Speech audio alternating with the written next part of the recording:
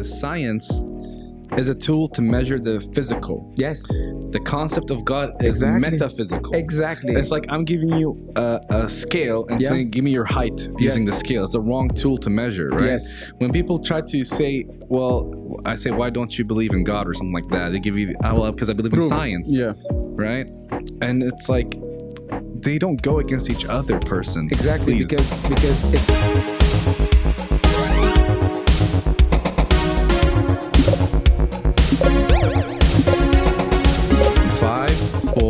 3, 2, 1. Welcome everybody to another episode of Picking Brains. I believe this will be episode 5. It's been a while for people, because people don't know the process. I recorded 4 episodes before ever releasing the podcast. Okay.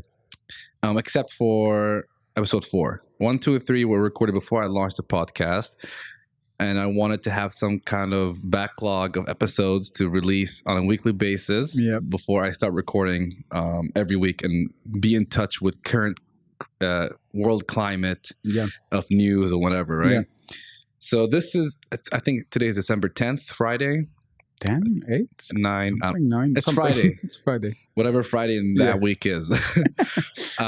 So I have my guest, Sergio. Go ahead and introduce yourself. You can look at the camera. You can look at me. Don't worry about anything. Okay. Hi. First, thank you for having me. Pleasure to have you. My name is Sergio El Halabi, and I have my own podcast as well, which I'll talk about. And I also have here in Bahrain a coffee shop. It's the Raven's Nest. Yes. That's where we met, actually. Yes, sir. So, which was good. It's very close to my place. I noticed. I thought you were close. You lived close, but he actually lives in Amwaj. For people who don't know Bahrain. I don't live there. I was there now for another reason. Oh, okay. And I had to come from there. But so where do you live then? In Tubli. Okay. Not that bad. No, it's okay. Yeah. I was going to say, like, imagine going from Amwaj, and for those who are outside of Bahrain, Amwaj is like far, like, east of Bahrain. Yeah. And we're like Midwest But I mean, you have to also say, like, because Bahrain is very small anyway. So relatively to Bahrain, it's very far. Relative to Bahrain, definitely. Because if we tell people like, oh, I'm 20 minutes away, it's way too far. What? Are you kidding me? It's like my grandma lives 4 hours away from me. Which is close, which I consider it close. 4 hours. So, so your podcast, Paradigm Shift, you can go ahead and talk about that. Yeah, so basically it's a podcast I started about 2 years ago. And I take it very slow with my podcast. Like, I really focus on quality. And whenever the mood strikes right, I don't want to do it in a way where I have to be pressured to do it weekly or every 2 weeks or something. I just want to have fun with it.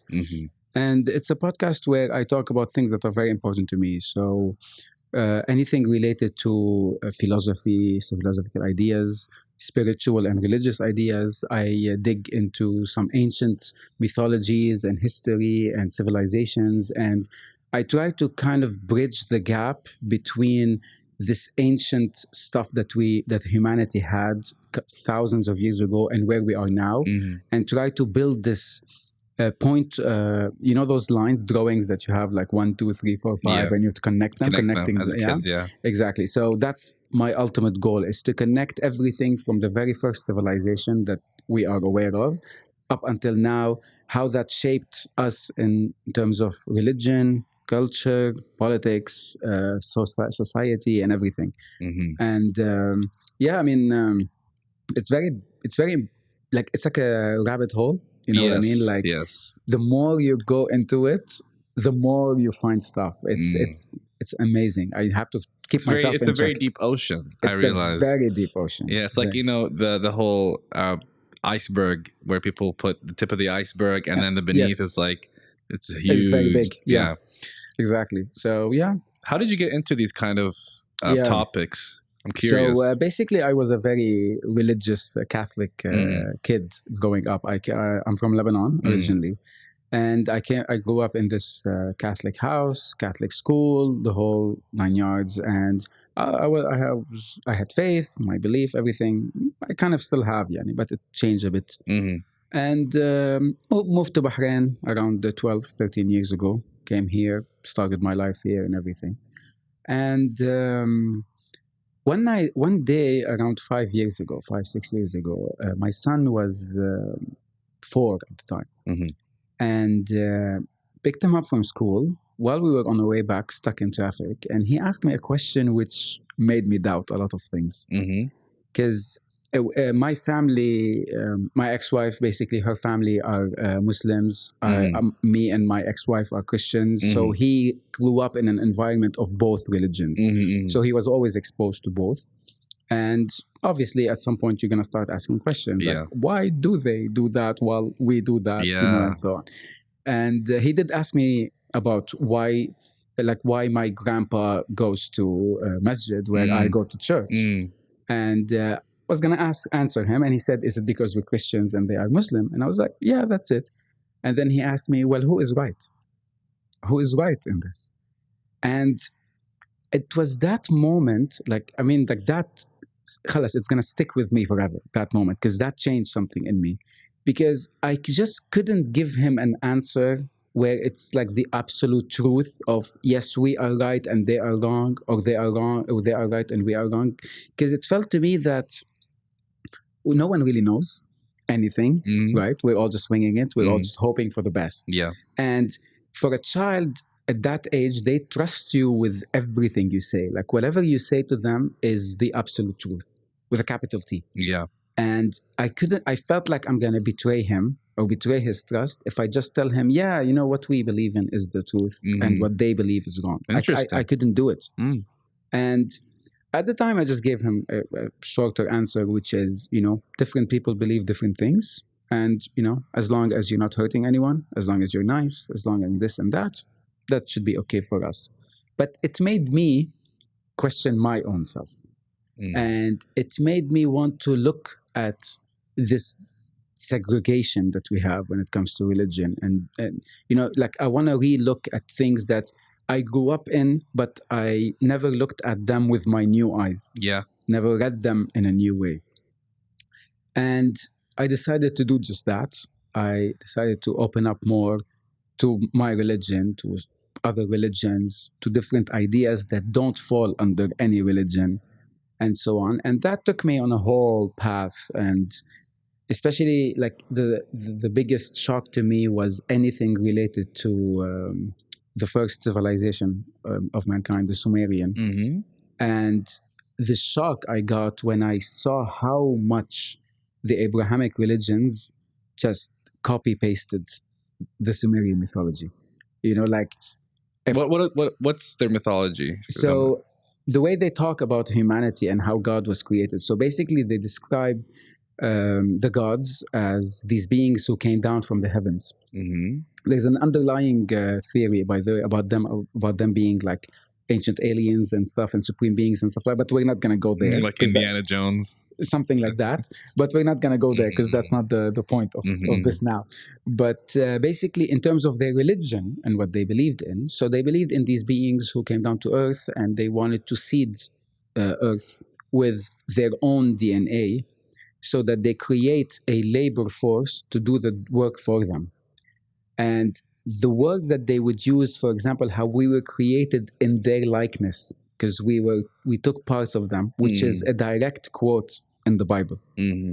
And they even have the first man and woman, and they actually call him Adapa, which is the Sumerian word for animal, because the mythology is that they took an existing animal, they mixed him with their own in the belly of one of the goddesses, and then this human came out.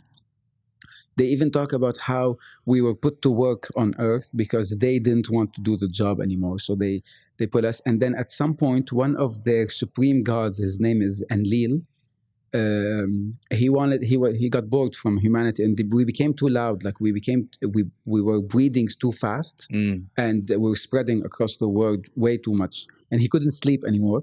So he wanted to create this flood to kill all humanity and hit the reset button. It's like Noah's Ark. Exactly.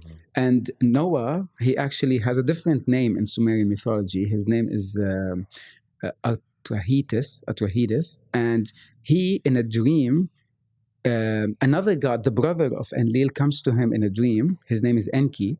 And he tells him that you're going to build a boat and you're going to build an ark because my brother is going to flood you, and you and your family and some of the animals you're going to survive and so on. Mm-hmm. And there are also other stories about like the Tower of Babel. There are stories about Egypt and the Promised Land, and there are stories connecting Yahweh, Christian God, the Jewish God, with being Enlil. Elohim is the Christian God. Elohim is angels basically. Okay. So they are a form of beings that belong to God, but they did some stuff. And so the more you read, the more you see that the Abrahamic religions basically just took what the Sumerians wrote and turned them into this religion that has only one God. And it also felt to me like it made more sense under the Sumerian mythology because, like, for example, when one of them decided to flood the earth, the other came and told Noah, I'm going to save you. Whereas in the Abrahamic religions, the same God came and told him, I'm going to flood the earth. Oh, but I like you, so I'm going to save you by telling you how to build the ark. And there are other places like, for example, the cities of Sodom and Gomorrah, which are now in Jordan, which is modern-day Jordan, where they, in the Bible, the God wanted to destroy those two cities because they were like sinners and they were like homosexuals, and he was very against all of that. And he also told some people there that, I want you to leave the area because I'm going to bomb this, it's going to... And again, in the Sumerian mythology, it was one of them, same guy who wanted to flood the earth after humanity survived. He wanted to destroy those two cities. And Enki came and said, you guys, escape and stuff like that. So it explains the duality of God within the Bible, within these religions. And that was always a very big problem for me. It felt like the God that is this described or explained within these religions, it always felt to me like he was much more human than he was God. Like we were projecting so much on him. You know what I mean? Like in terms of insecurity, because he wants us to pray for him all the time. Mm-hmm. He changes his mind all the time. Like I don't like you, but I'm gonna save you, or I will do this, do that. He creates things and then once calls them sinners, like with different types of people and their sexual orientations and all that, and like you people are going to hell.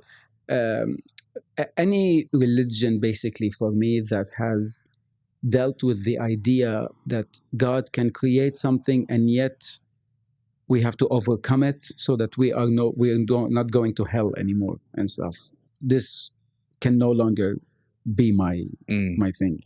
Interesting. Yes. That's a very loaded kind of background to the what are they called again? The Sumerians? Yes. The Sumerians. Which is modern day Iraq, by the way. Oh, okay. Yes, yeah.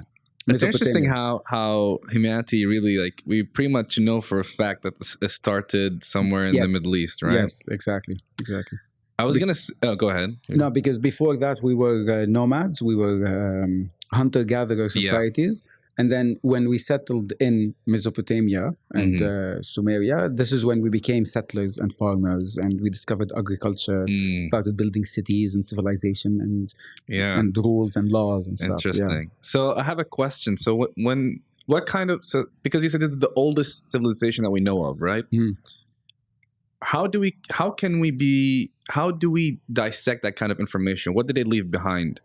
What did they write on? So, in terms of the Sumerians themselves, they have something called the Sumerian King's List. It's a tablet made it's a big brick, it's a clay brick that has 4 sides, and it's right now in the British Museum. Okay. And it has the list of all the kings that have basically reigned on Sumeria from the beginning of when they consider time began or their civilization began. And it's very interesting because they actually consider their own civilization. It's not like it started 8,000 or 7,000 years ago.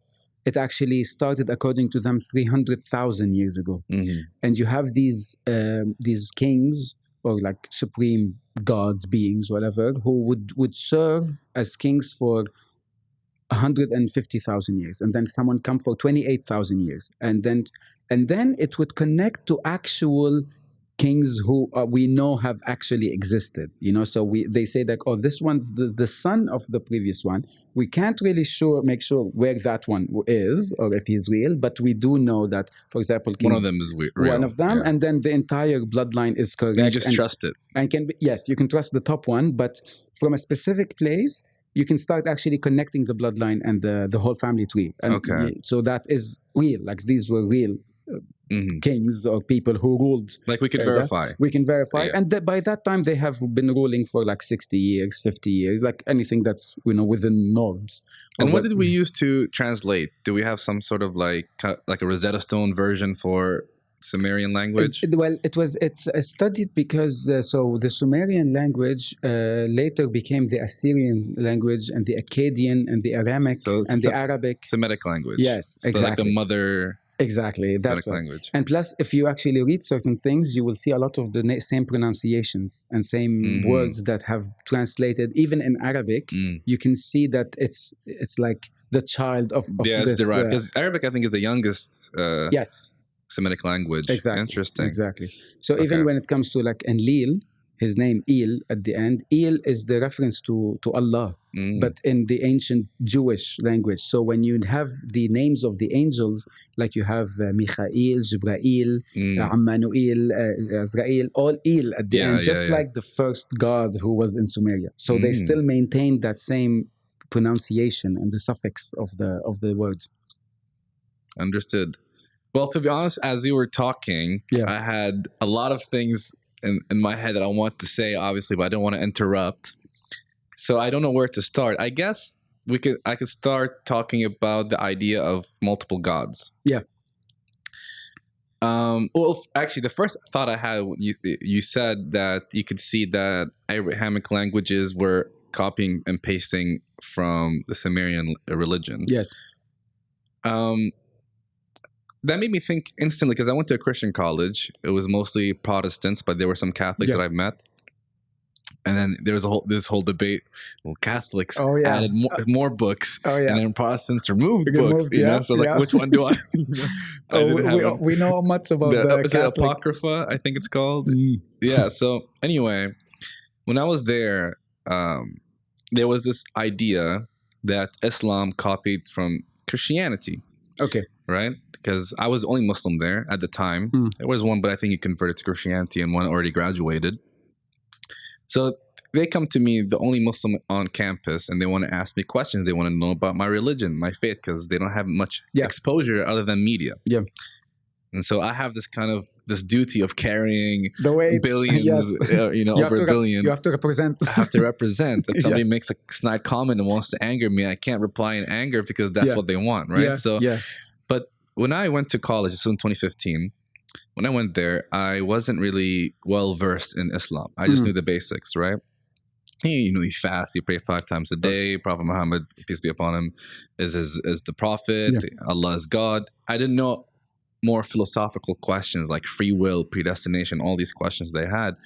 And so there was a time where I was like questioning what I knew. About faith. Like, what do I know? Like, these guys know the Bible. They know the Bible is like 10 times bigger than the Quran, and they know which verse to point at. And like, man. And so when they asked me questions, because what we had was my freshman year, we would have like dinners every week together with the dorm hall. Like, we lived in a dorm hall. So we go together, and sometimes they would ask me questions. The basic ones I could answer, the more complex ones I couldn't. And the person who would actually ask all the complex ones sometimes, I said always sometimes, always would ask is a guy named Dan Hipschman. I mentioned him before in the podcast. And he really wanted to know about my faith, and I didn't know how to answer his questions. And I felt like, man, it's a responsibility. It's like I feel like so intellectually inferior to this guy. This guy knows his stuff. So I became more well versed. I started to know about concepts he was teaching me about free will and predestination, etc. And then I want to see what Islam says about this. I started reading the Quran, seeing some verses, learning, etc. So as time went on, I became more well versed with faith. I kind of rekindled my love with religion. And the more I talk to people, the more I kind of have I form my own ideas about Islam. That are, it's not like something that goes against Islam, but something that's not really well explained in Islam or not touched on, and I had to form my own idea of what the answer would be to this. Yeah, it's like instead of just repeating the what someone told you, now you have your own version of the answer, which is very good. That's what's all about. So there was. I'm gonna circle back to the whole copy paste. So there was one time, my sophomore year, so my second year. I became more confident. I know my stuff now. At least I think. Ask me the questions now. You know, have you heard of the Dunning-Kruger Effect? No. So the Dunning-Kruger Effect, it basically describes. So the way it's shown is you have an X and Y axis. So you have the Y and X axis, and on the Y axis you have confidence, and on the X axis you have competence. Okay. When someone learns something new, their confidence tend to be sky high. Yeah. But as they progress, it goes down, and they realize how much they don't know.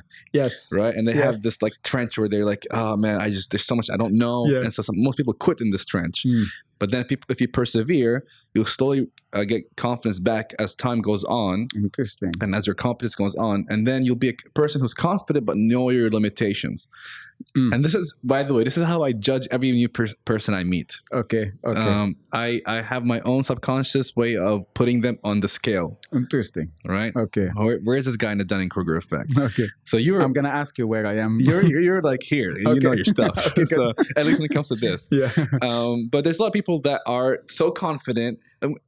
Easy example is crypto. Everybody nowadays think they're like a freaking expert in crypto because they had one good investment, and now they feel like they're financial advisors on Instagram. Maybe not even a good investment. Maybe they just saw it go up one time and it's like 2% up. Hey guys, so here, let me tell you. Here's what you do. I'm like in the trench. You know, when it comes to finance. Anyway, so maybe at that time, sophomore year, maybe I was going down the trench. I was still confident, but I was still heading down. Like there's more. This is deep ocean, like we were talking about earlier. Yeah. So I found myself at one point debating kind of 6 Christians at the same time in the cafeteria. That is not easy. It's not easy. Protestants as well. I make it sound cooler than it. Yeah, it's Protestants as well. I think there were maybe one Catholic in it, but I make it sound cooler than it was. But it genuinely started off with them asking me questions about my religion. I sat with Daniel, and then people started to join. Like, hey, Daniel, meet this guy, JJ. So what I went with America or by, and they would ask me, questions, and then slowly there was a switch. Okay. Then they went into attack mode. Yeah. So first it was, I want to know, for instance, I'll give you an example. This happened. So how does one get into heaven? Okay. And I say, for instance, you follow God's commandments, right? Yeah. And then you go to heaven, and then switch happens. But what if I do that? No. What they say? So God's love is conditional. Ooh. Right. That's what they say. Okay. And I say yes. Oh wow. I say yeah. God's love is conditional. I don't believe in unconditional love. There's no such thing, in my opinion. Interesting. They think they want to trap me, right? Yeah. Anyway, so I'm just giving like an example of a switch that happens, right? So then this is where the copy paste came. Okay. The question of copy paste. Okay. One guy says, I believe that Islam copied Christianity, which is a valid kind of argument or concern. Yeah. It's because we have the same prophets, same kind of stories, or very, very similar stories, very similar names or same names, but same only people. Like the dates change a bit. Yes, and or like, something. Some of the names and and some of the stories as well. It's like not one to one, but it's pretty much one to one. But Islam came after, right? Yeah. And so the only logical conclusion for this guy who believes Christianity is the truth is that this guy, Prophet Muhammad, copied. Of course. Now, I kind of argued against it. And this is what I said. The first thing I said is, if Islam claims to be the successor to Christianity, it falls within reason that it's going to have a lot of the same stories. Okay. You know what I mean? If it's a continuation of Christianity, why would it deny the stories? Okay. Why would it deny what's before that, which is Judaism? Why would it deny any religion that was maybe perhaps sent by God before Judaism, right? Yeah. There will be consistency. Now, obviously, one of two can be right. Either it's true and it's the truth. That's why it'll be very similar because truth will not change. Okay. Or somebody copied. Okay. Right? Okay. I said these are the two possibilities. Now I made a claim. I said he could not have copied. Right? And then somebody asked me why. We'll see, because this is a little bit hazy, but what I said is kind of this, and this is the research I did at the time. I took the story of Musa alayhi salam, Moses, and Yusuf alayhi salam, Joseph and Moses, right? They both lived in a time where in the Bible, the ruler was called Pharaoh. Okay. In the Bible, right? Yeah. And so, and in the Quran, the king, I think for Joseph was called Malik, and for Musa was called Pharaoh in the Quran. Okay. And I was like, if he was copying, why did he not copy Pharaoh for both instances? Why the switch, right? So then we look back at this time, by the way, at the time of the prophet here, the hieroglyphics was a dead language. We didn't discover the Rosetta Stone until 19th century. Yeah. Right? Okay. So it was a dead language at that time. Hieroglyphics. Nobody could read a tablet. We didn't have, right? After we discovered the Rosetta Stone, then we understood, then we could decipher the language of the Egyptians. And then this is what we see. At the time of Moses, the ruler was indeed named Pharaoh. Okay. But at the time of Joseph, the ruler was named King. Okay. Okay. So I said, how did he know? Yeah. I get it. That was the question, right? Yeah. One of them, he was not getting the argument. He's like, well, it's just a coincidence or like a random change. Like, why? Because if his source was the Bible, he would have made the same mistake. If he was copying from the Bible, he would have made the same mistake. And he didn't have the Rosetta Stone. I mean, it was a dead language. Yeah. He didn't know the hieroglyphics. Yeah. So who else gave him that information, right? Yeah. If he claims that God is talking to him or he's getting revelation from God, God would not be wrong, right? Obviously. So then this was my argument, and it got to the point where this guy was on the right, on my right side. I remember him. I don't remember his name. I'm going to mention his name. Yeah. He felt defensive. Oh, wow, of course. And then my friend Dan said that's actually a good argument. Okay. At the time. Yeah. So this is why I like this guy, because he's open-minded, right? Yeah. If it's a strong argument, don't just grasp to your stance. So that's what we call cognitive dissonance. Yes. Which is like when you're presented with a new argument, like that shock, which is like, this does not compute with what I already know. Yes. And like you said, it takes a lot from a person to actually accept new ideas and at least consider them like, like there could be something there. Yeah. So yeah, I get what you mean. So now I want to go back to the Sumerian religion. When you first said copy and paste, the first thing I said, okay, maybe we didn't copy and paste. Maybe I'm saying we as Abrahamic, right? I get it. Maybe it's the truth, right? If the truth, yes, that's not copying and pasting. It's just a sequence of truth. But then you mentioned the religion has multiple gods. Yeah. That's to me where it got interesting internally in my head. I'm like, what's my first? Because I don't want to be that type of guy who is an expert on everything, because everybody's an expert in everything. Yeah. There's a thing where I can't know the answer to, and I have to go research. When it comes to multiple gods, I don't think that concept can exist to me logically. Yeah, I agree. The idea of multiple gods, you'll always have the who was the first god, who created that god, who created that guy, and you'll have the problem. I don't know if you've heard of it. It's the infinite regression. Yeah. Right. And so there has to be the first god. Yeah. Right. That's logical. Yeah. Even when it comes to science, right? Because have you ever used Clubhouse? No, the app? I mean, I saw it, but I don't have an iPhone. But I saw this is literally Dunning-Kruger Effect 101. Okay. If you go to this app, you remember when I said people are like over here where they're so confident, but they know nothing? Everyone is there. Everybody's there. I go in, everybody's an expert. I go in and they're talking about God in Arabic. And then they were saying like, a guy asking this atheist doctor lady, where did the universe come from? What started? It was like Big Bang. Yeah. I'm like, okay, you're using a word, Big Bang. But what does that Explain mean? what? Okay, because if you're a person who follows science, you know about the law of thermodynamics, law of conservation of energy. Which is nothing is conserved. Well, nothing. Everything transforms. Yes, you cannot create or destroy energy. Exactly. It can only change from one to another, right? Yep. So even if it's the Big Bang that started, it could not have been out of nothing.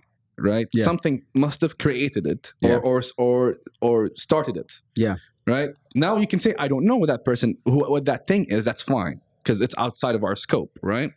But you can't be like that is the only catalyst that started the universe.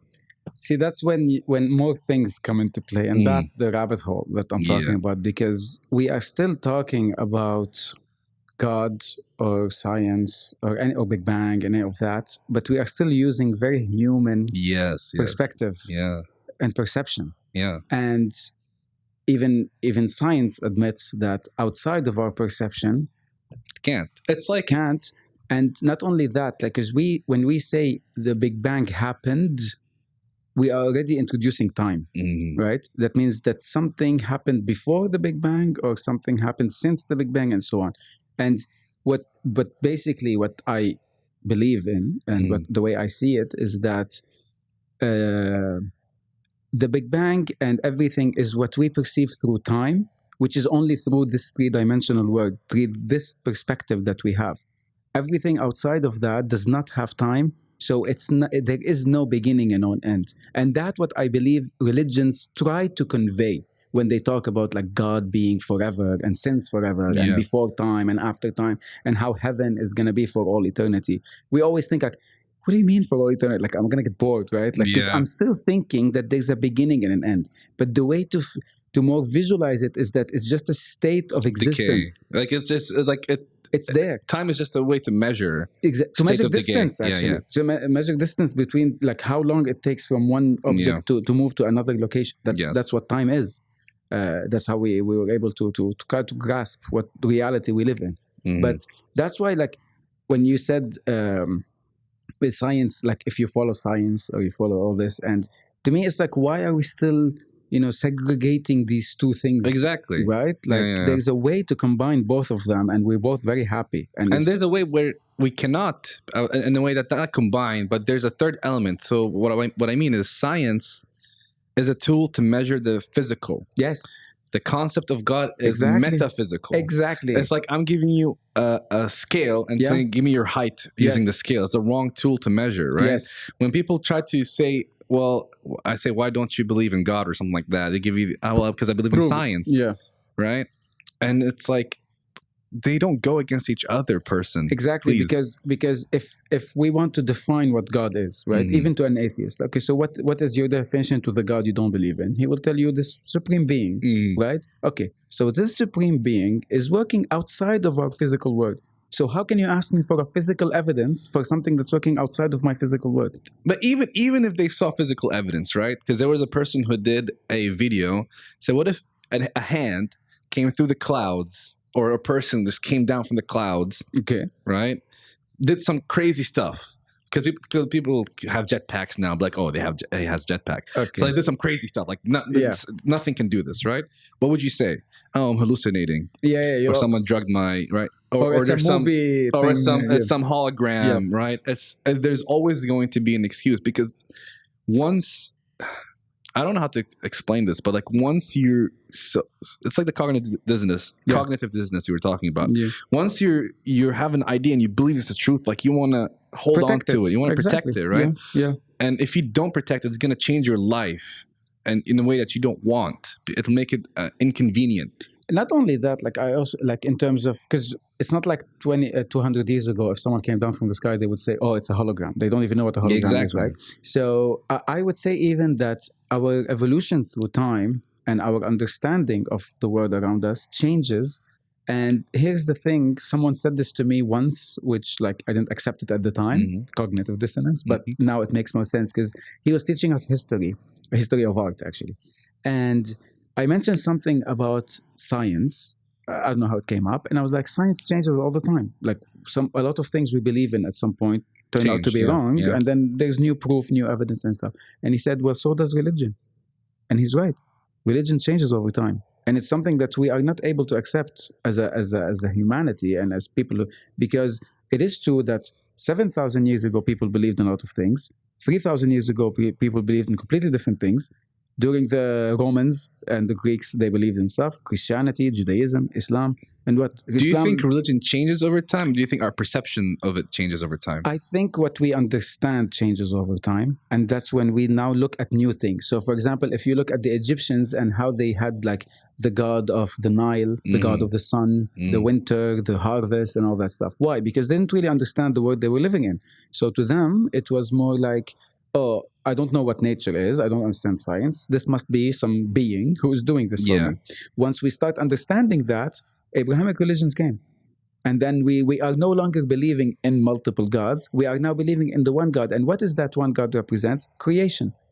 Because we don't know how we were created. We don't know what is after death. We don't know where we came from. We don't know what the soul really is. So that's where we now have put God in.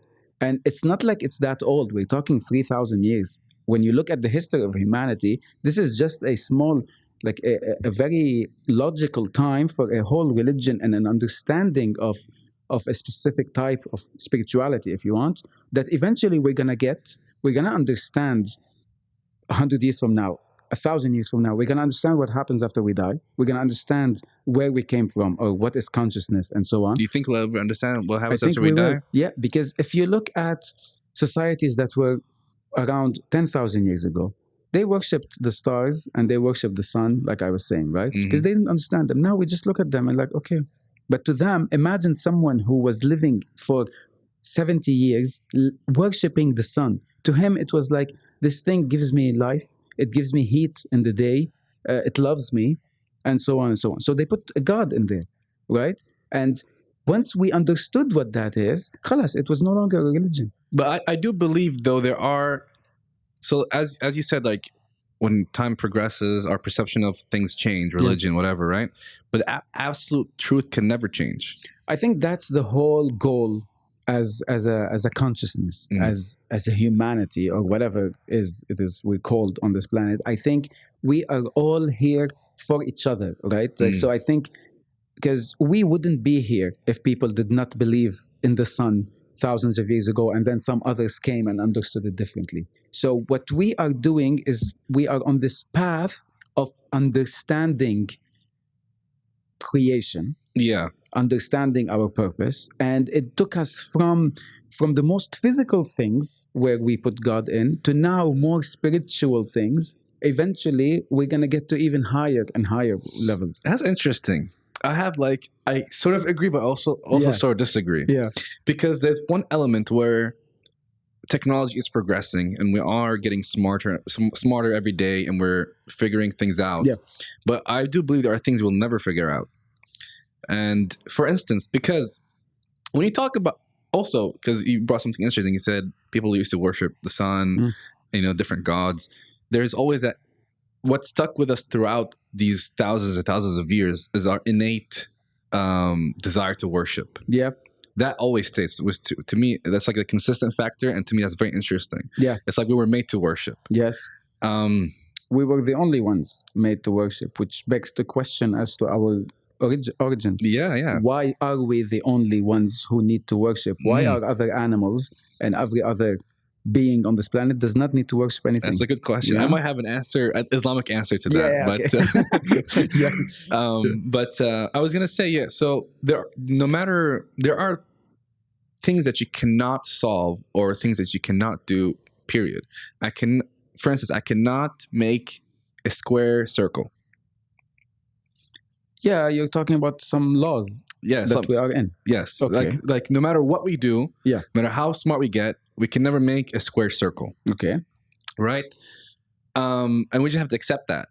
Now, what I think the difference between people who worship idols and the sun, different than the people or some religions now, is that they used to come to believe because they had lack of knowledge, like you said, right? Okay. We also have the same, but it's kind of in a different way. We, at least for me, the way I came to God is through knowledge, in a sense that. but you wouldn't have woken up one day, and that's very important. Mhm. And I'm not attacking No, your no worry, faith no or worry, no anything, worry. nor my faith or anything. But there's no way you would wake up one day and say, I believe in the prophets. Yes. Right? Yeah, yeah. You had to have someone tell you that. Yeah, of course. Everything you believe in testimony.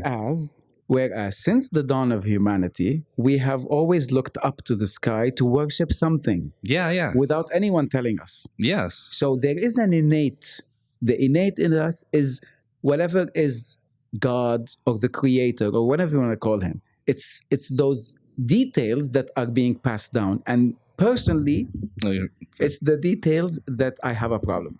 Yeah, that's fine. That's what I was saying. That's fine. Details. That's why I said I have my own opinions on things in Islam, right?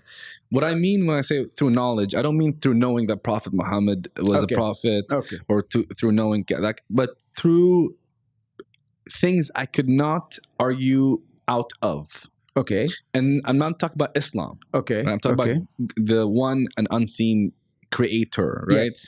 So like, I can't give like an abridged version of everything I went through because it's like years and years of searching and you know, but like I said, thinking of law of conservation of energy, where nothing can be created out of, like, you can't create anything out of nothing.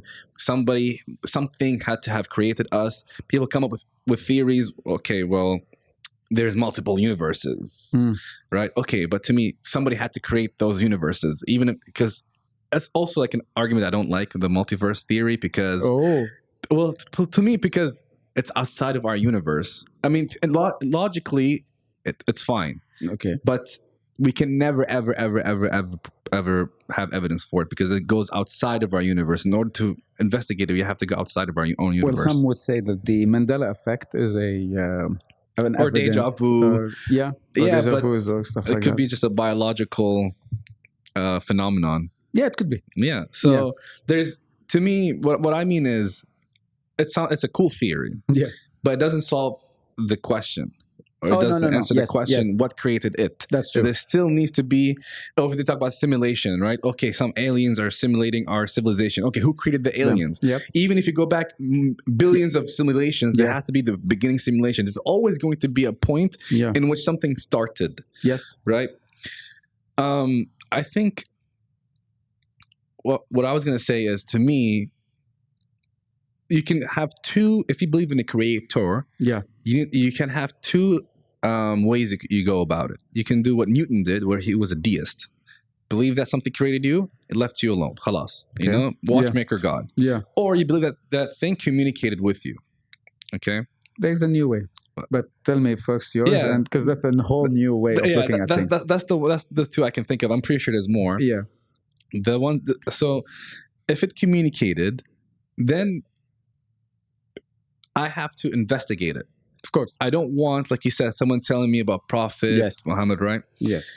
Even if he or she or they didn't communicate, like I said, we have the innate desire to worship. Yes.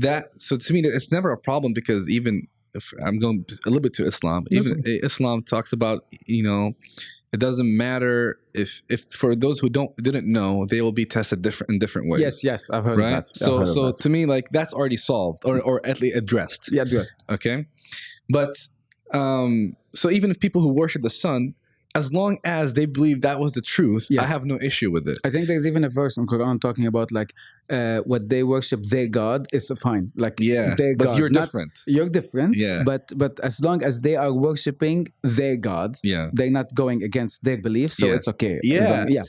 So to me, that's why, because people say, this is another can of worms here. Okay. But I was gonna say, because there were arguments about the claims the Quran make and things like that where I couldn't. Now, obviously, there are things that I have problems with. For instance, I was talking to Dan about this. How can a limited human being, because we die, right? Yeah. Who can commit a finite amount of sin, suffer infinitely? Okay. Right? Yeah. That's a question I couldn't answer logically, right? So the way Dan and I, the Christian guy, we talked about it, he introduced the concept of annihilationism, where he said that you serve how many millions of years, whatever, it's a finite amount of time in hell, and then God destroys your soul, annihilates your soul. Oh, good God. Yeah. Right? Khalas, you're done. Okay. It's like before you were born. Like there's nothing. Nothingness. Because if you look at the language of hell, But that contradicts that there is no nothingness. Because like you said, the law of thermodynamics is that there's within the universe. Okay. The soul doesn't pertain to this universe, I don't think. What do you mean? So like, the laws of the universe, the uniformity of laws is pertained within our universe. This world is outside of our universe. Okay, hell I is got outside. it. So Okay, laws are different there. Okay, I got what you mean. Yeah. I got what you So I was saying, when you look at the language of hell, it's always eternal fire, eternal hell. It's not that you are going to be there infinitely. It's hard. It's like, so hell is eternal, but not you. not you. Okay. Oh, interesting. Right? Interesting. So hell is always mentioned as eternal fire, eternal. Oh, interesting. Right. But so to me, the concept of annihilationism I adopted it. Okay. I also had some arguments with people about, does God know everything? Okay. Right? Does he know everything? I talked about the future because Dan also brought this thing. Does God know the future? Which is an interesting question. Yeah. Right? I said, I used to believe, yes, obviously God knows the future. Yeah. But then, if you think about it, does God know everything? Does God know about the golden unicorn flying over the sun right now? Which golden unicorn that is flying around the sun? There's no golden unicorn, right? Okay. So God does not know about it because it doesn't exist. It's not a thing. When we say God knows everything, that thing should exist for God to know about it. Okay. You know what I mean? Okay. So if there's no unicorn flying over the sun, why would God know about it? Oh, this could fit within the multiverse theory. In one universe, there is a unicorn. Maybe. Gold unicorn. If it exists, then God will know about it. Yes. I have no issue with that. Yeah. The thing is the future a thing? That still falls in our perception that time is linear, Yes. right? That the past is before. You and would the love that, by the way. He Yeah, loves talking about the time and linearity. He has a whole his own theory about time and God. Nice. Which I want to hear blew that. my mind. Yeah, I want to hear that. Yeah. Yeah, so that's, I mean, it still falls under that, right? Like, because we are still looking, we might say, oh, the future is unknown, but that's because we are only perceiving this branch of time, right? We perceive 3 branches of space and 1 branch of time in our reality. And we are incapable within our very limited brain now to see that. But I would argue that if the God that whatever you're referring to has that, definitely will know, because there is no past and future.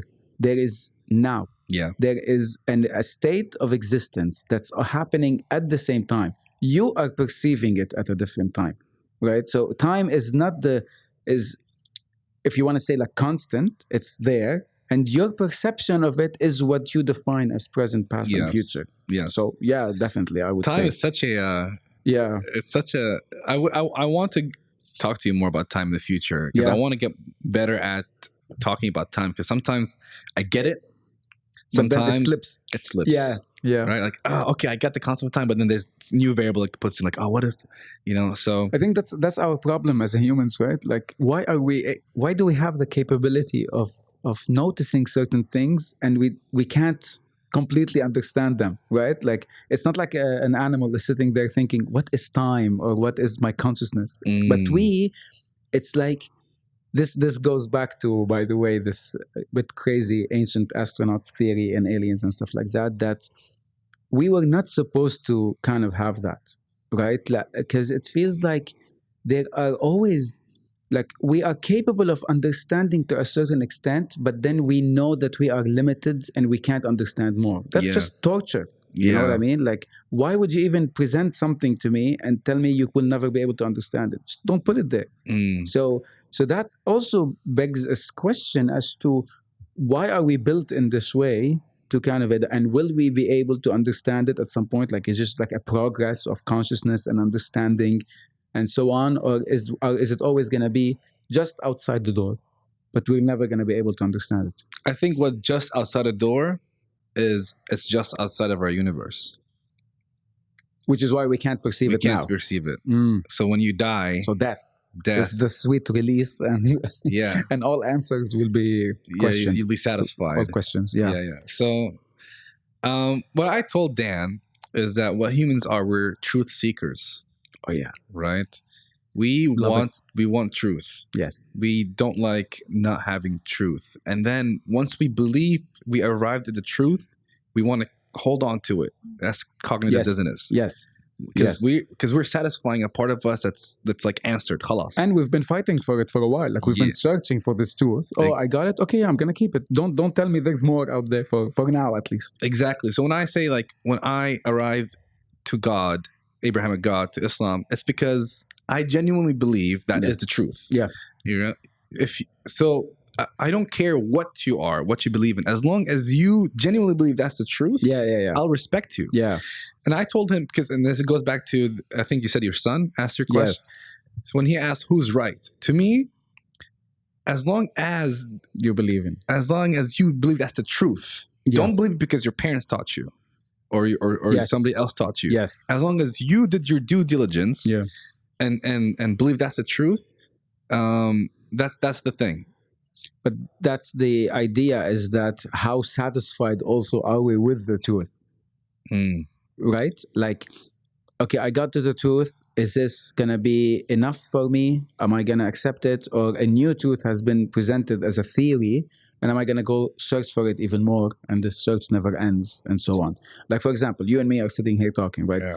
You have arrived to your truth. Yes. Right? I have arrived to my truth. But the fact that we're discussing it means that we both know that there is something more to that truth. Yeah. We're looking for it. Yes. You got what I mean? So we will never scratch that itch of truth with the capital T. What do you call that? That slope in math where it never touches the like it goes to the infinity, right? Like the limit. Infinite. Yes, that's what we are. Exactly, right? exactly. But I do believe we are very close to a lot of truths. Maybe. Because if you look at civilization, the way the technology, the way we proceeded, the way we heal people through medicine, modern medicine, all these inventions, we're pretty close to a lot of truth. I'm not saying all the truth. I'm not saying the truth of the creation. Yeah. But like certain truths we can, right? We are getting more tools to answer those truths. Yes. I was gonna say that with what was I gonna say? What were we talking about before this? Real quick. I do remember, like, if you want to go back there in terms of the truth seekers. Yes. So with Dan, what I said because we asked a question like, who's right? Yeah. Right. And I said, look, whatever God is there. Yeah. I hope that as long as he sees that I'm seeking him, I'm seeking the truth.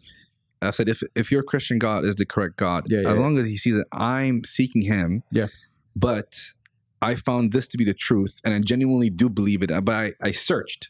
I wasn't lazy. Yeah. I searched. I hope that he will see that. Yeah. And I hope that my God, if he's the correct God, he will see you, that you're seeking truth. Khalas. Yeah. We're going to people saying, oh, you're a Christian, you're going to hell. Oh, you're going to hell, you're an atheist. Yeah. Right? There are people who will never know of God the way we know of God, like prophet, whatever, sending us the message.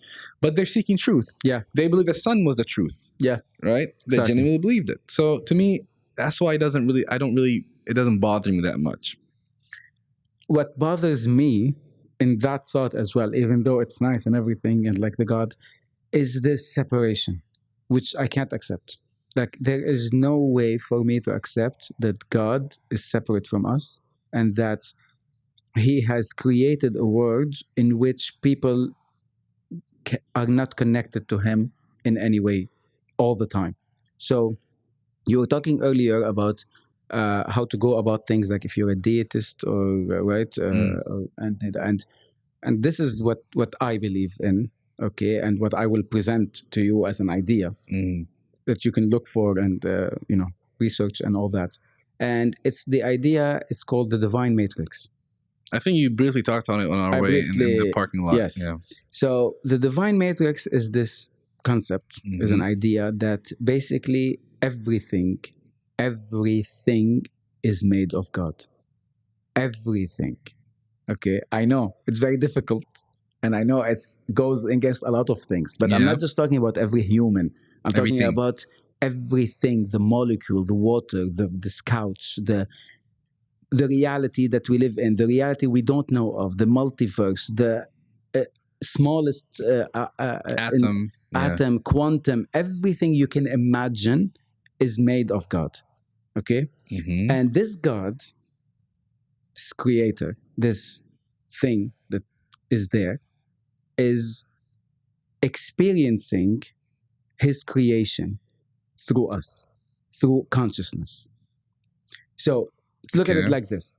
If you are the only thing that exists, then there's nothing that, or there's no one that can witness your existence, because you're the only thing that exists.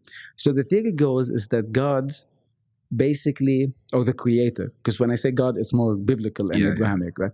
So this creator, the moment he, we have to say time, even though there's no time, but his existence created a split within itself so that it can witness itself, it can experience creation, and what does creation have to be, what it is, okay?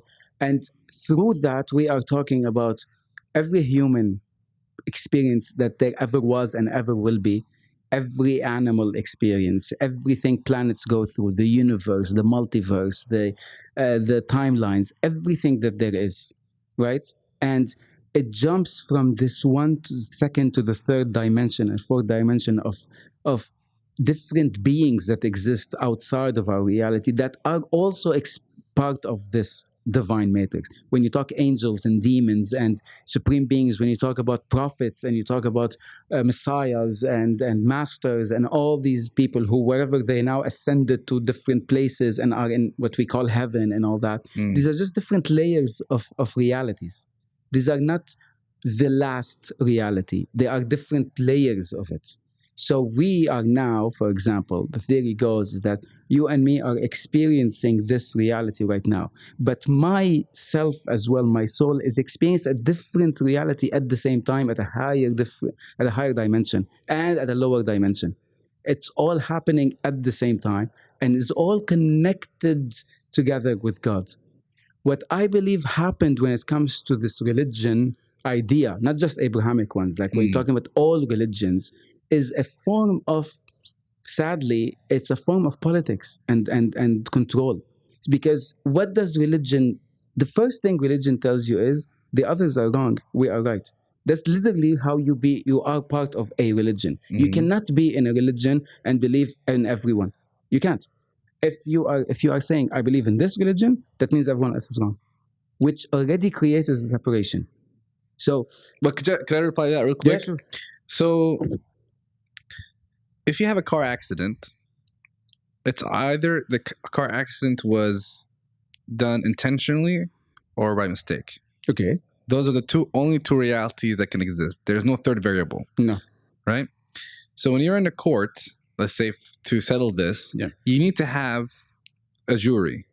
Okay. The jury will take the evidence, and then they will side with either the prosecutor or the defendant, right? That's what I think religion is. That in order for you to be right, the other has to be wrong. Okay. So even if God, for instance, doesn't say in this religion that the others are wrong, it's implicitly, it's implied if you're in this, because what I mean by the accident, the car accident, is the creation of the universe. Yeah. Okay. Right. Okay. And we're the jury. Okay. I just came up with that. I'm very proud of that. Nice. I'm going to use that. We can go deeper into this idea as well. Yeah. So we're the jury, and we're presented the facts, or we're presented the evidences, right? Whatever it is, the Quran is an evidence. Exactly. Right? Yeah. Or people's testimonies. Because if you think about it, miracles, stuff, beliefs, everything you believe. This is just I'm going off on a tangent real quick. anything you believe of, anything is based on someone else's testimony. Exactly. Anything. Exactly. You believe your dad is your dad, your mama's mom, because they tell because you. they told you. Right? Anything you believe in. Even if you did the DNA test, it's because someone told you someone that this told is you the... test. Yes. Right? Yeah. I was thinking about this with the whole Sumerian religion, like who was deciphering the cube. They're That's telling you what what the stories are saying, right? Yeah. I'm not saying it's false, right? I'm just saying this is just facts. Yeah. Everything religion is no different. Religion is just testimony. The prophet is saying, I'm testifying that this is right, and we're as a jury. We're a jury saying if it's the truth or not. I got the evidence. I concluded it's the truth. Yes. Now it could be if something comes that's better than it, right? I will have to go. Yeah. So far, nothing has satisfied me. But why did I say this? We're talking about the separation of like religion. If you're in a religion and the other has to be wrong. So to me, when it really turns into politics, when the people benefit from it. Yeah. I don't see, at least with particular religions, Islam included, I don't see where it's a self-beneficiary. Oh, it is. In an individualistic level. It is. Look at the... Okay, I'm not going to talk about, any close religion. I'll talk about Catholicism, for example, right? Okay. It benefits people in power. It benefits who's putting the laws, and it benefits the countries that apply those laws under religion ruling. So what about in an individual level? Because now you're talking about a state. Yeah, but what do, like, there's this question. It's from the second Matrix movie, and it says, "What do all men with power want? More power. More power. Yeah, that's it." So you have for example, I'll give you a very easy one. So during the Middle Ages, Dark Ages of Europe, you had the Crusades, right? And what were the official reason for the Crusade? Is because those Muslims took our land and Spain, where Jesus was born and everything, and we want to take them back, right? So what did they infuse within all these people who were there? Why did they send them to their death? Because they told them that's what God wants. That's what Jesus would have wanted. These are the prophet is the Antichrist. What we have been, reading about for years. He has risen. We have to go kill him. We have to go kill all the Muslims, and so on and so on. But the problem with that... What is the benefit from this? You get people who are still in power benefiting financially. Yes. Benefiting from a social status. Yes. Benefiting from their class. From making the weapons that people are using, and the weapon manufacturers are gaining. Just like now, by the way, right? Like with the oil and all that stuff. And we all know about the U.S. foreign policy, for example, and what they do. So it's the same thing. It's just under different umbrella. So when we look at, for example, the U.S., right, and what they did with Iraq and Libya and Syria and all that stuff, since we're here, we know what the truth is. We know that they're only here for the oil, right? Yes. There's no debate on that. Yes. What do they tell their people? Fear. How do they feed them the fear? Those terrorists wants to come kill you, right? Yeah. Like the word terrorist wasn't even invented up until like 40 years ago or something, and this war on terror, right? So instead of using a religious reason, they used a social reason, or our way of life is going to change, even though there hasn't been like a single attack, right? Like up to that point. Same thing when it comes to religion. So you use this religion to breed fear within people, okay, and tell them others want to come and change your way of life. Those Christians want to come to our land and take our land because we are the truth, and they want to. But I feel like that's I feel like that's religion mixed with human greed. That people interpret religion, because if I think about, because what I mean is in an individualistic level. Yeah. Because I can't benefit. I'm not going to run a country, whatever. Right. When I follow faith. Yeah. Right. Theoretically, I might just benefit the person who wants to use religion to run. Right. Yes. That's what you're saying. That's what I'm saying. I'm saying from my own perspective. For instance, don't drink alcohol. Yeah. Right. No sex before marriage. No interest. No dealing with interest. Yeah. Right. Things like that. They only help me in my way of life. Yeah, but they only help you because that's what. In a way, that's what you've been told helps you. I'll give you an example. So you know how weed is banned everywhere, right? Oh, it's drugs. It's bad. It's bad, right? Weed is a plant. In nature. Yes. It's not something that is fabricated in a lab. But so is poison ivy. Yeah, but that's the thing. So it's not illegal for you to have a poison ivy. You have it, you're gonna die, right? Yes. Why isn't, for example, weed treated the same way? We are being told that a plant that came from nature, you cannot use it, but you can use something that has been created in a lab, which has far worse side effects. The reason why I'm saying this is not to advocate for weed or advocate for that. It's to tell you that just like it's the context and the way it's presented to you that affects what you feel towards it, right? So, for example, you're saying about like sex before marriage, right? So, in all Abrahamic religions, it's a big no-no, right? But it doesn't take into consideration, for example, that you and this partner of yours might not be compatible. You might not have chemistry.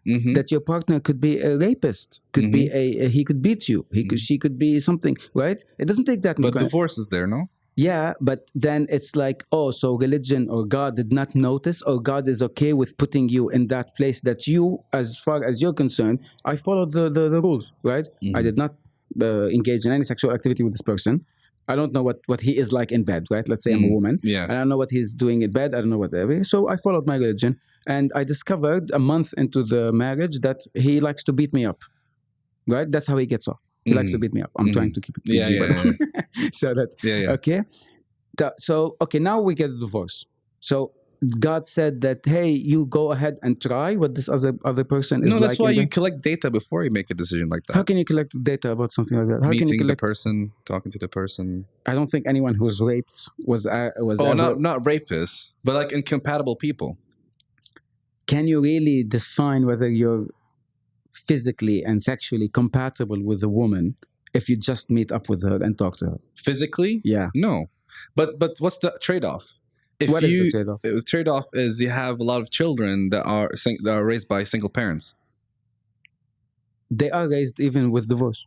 Yeah, but that's the data, for instance. Like, so we'll go to alcohol because easier example first. So the no drinking of alcohol. Like, it's not just beneficial because someone told me it is. There's data that the biggest cause of death that's what do you call it? Biological is alcohol, right? Yeah. And it leads to not just death, like alcoholism, you lose your... Yeah, of course. So, to me, now there is benefit to alcohol. Very short term. I mean, as in wine. Okay. One glass of wine has antioxidant effects, and it doesn't, right? And for your heart, it says like for long term or whatever. Yeah. Right? So, and I don't deny that. Okay. Now, when you think about why I think God bans these, right, hallucinogens, like I don't think God says weed is haram. Scholars are. I'm giving it like alcohol. True. Right? So, the way I think is because God is not only protecting the individual from society, but also the society from an individual. What I mean is, if somebody, let's say I can hold my liquor, for instance, I can drink wine once a day. For instance, I'm not saying I am. I'm saying this is an example. I never drank. Okay, mom and dad, I never. Okay, no, but what I'm saying is, theoretically, there are people who can restrain themselves. True. Right? And that's never going to hurt them. However, as a society, we know that there are going to be people who abuse. Of course. And when you abuse, you hurt other peoples in society. Yeah. You know, drinking under the influence. Of course. You can accident, car, kill. Yeah. Exactly. So even if you look at the verses in the Quran, it says there is more bad than there's good. Yeah. God is not denying there's good, but there's more bad. So, my idea is, yes, you can have parents who are divorced who can raise a child and have, you know, happy.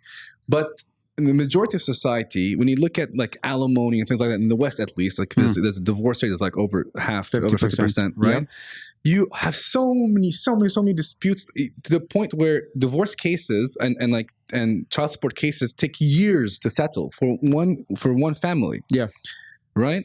And so what does that do to the society itself? You have kids living in foster homes. You have kids that have identity crisis, moving between houses all the time, right? Yeah. So that, to me, that's the trade-off.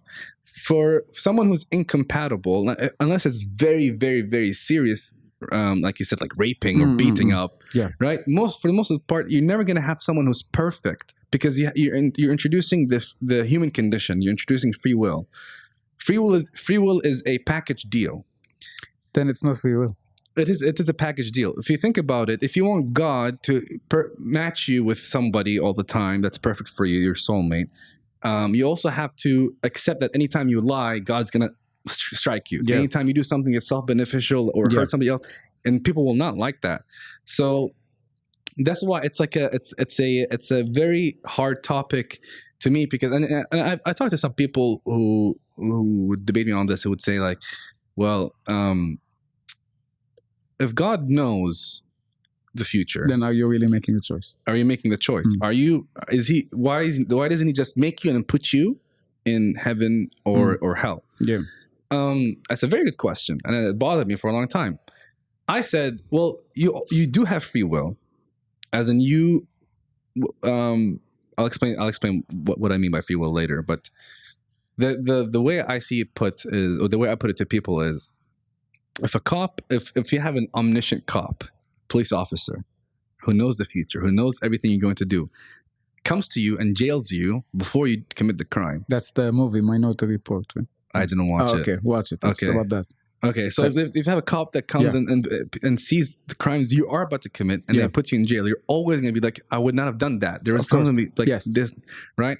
So what God does is he lets you live your life, right?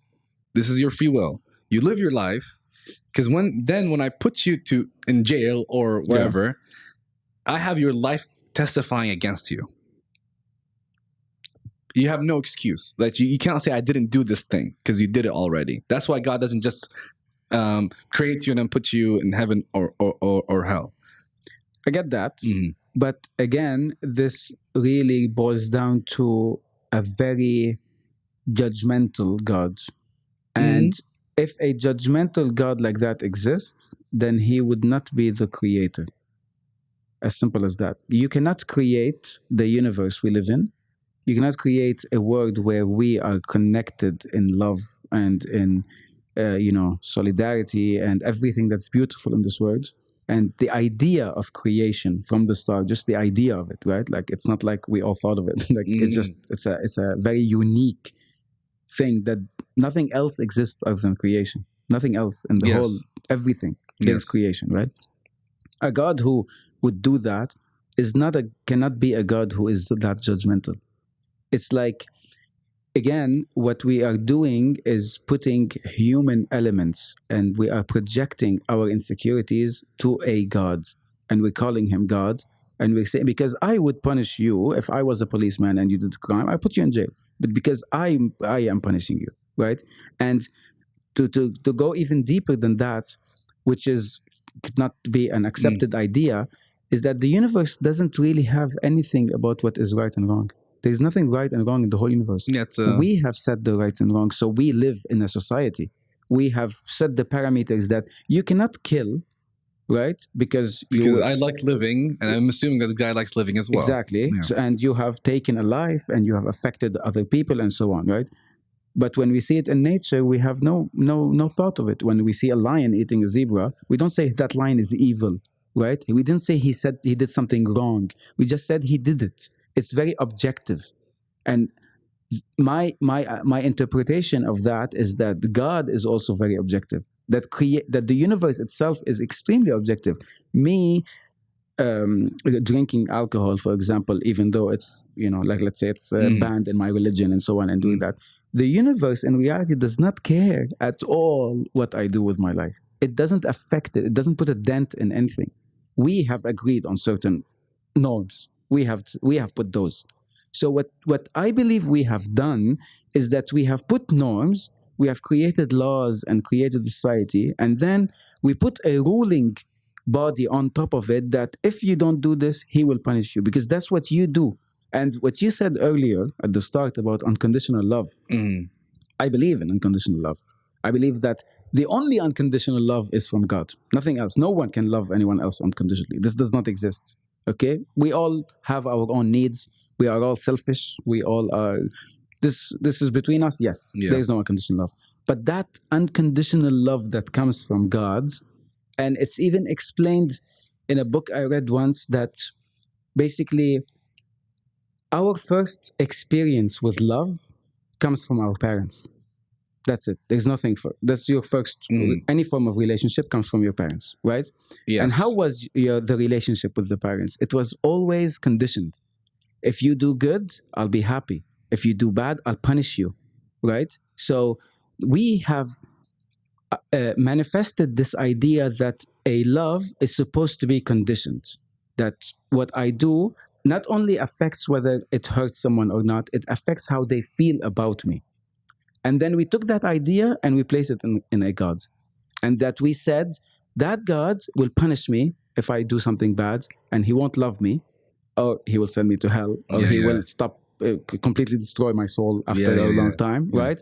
Or he will love me and reward me and get me to be in heaven with him as well. It's very conditioned based on what we have grown up in all of our houses. But I think it's reverse. I think, because if you think about it,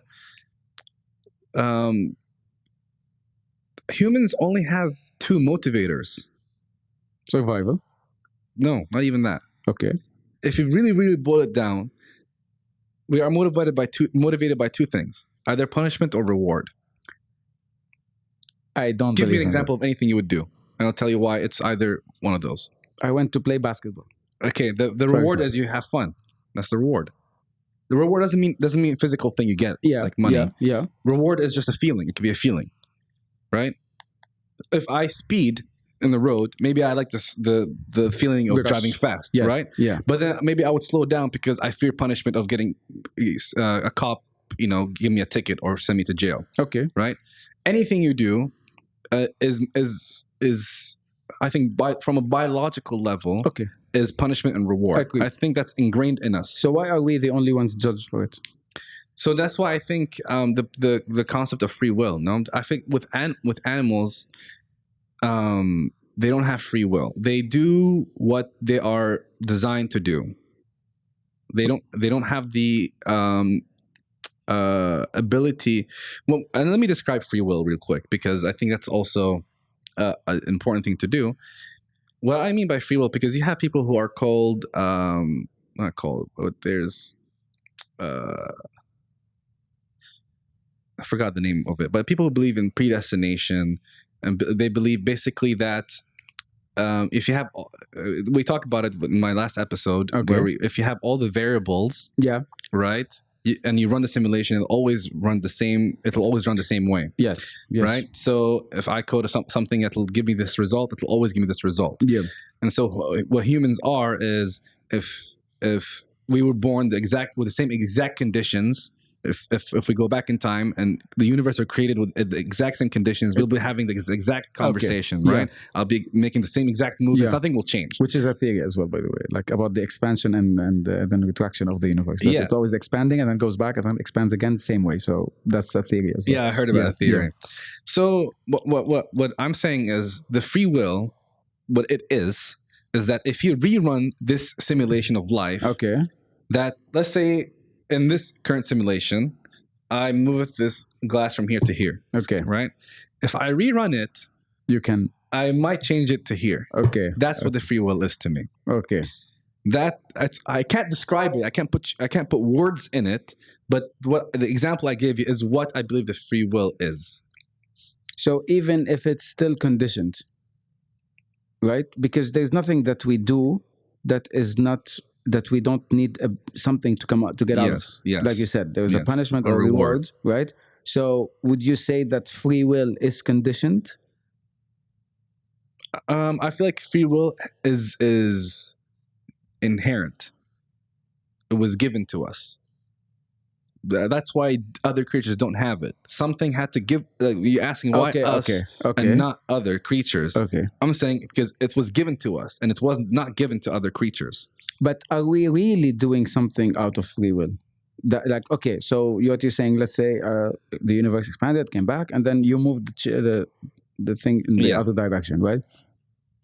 The question is, if I am given this free will, right?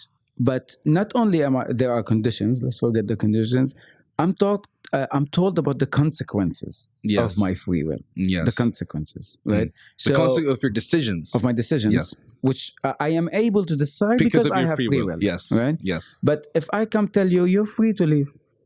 but if you leave, I'm going to shoot you. But you're free. Are you really free? That's the definition of whether we have free will or not. Because you can't make any decision objectively. It always has to have, where am I getting with this?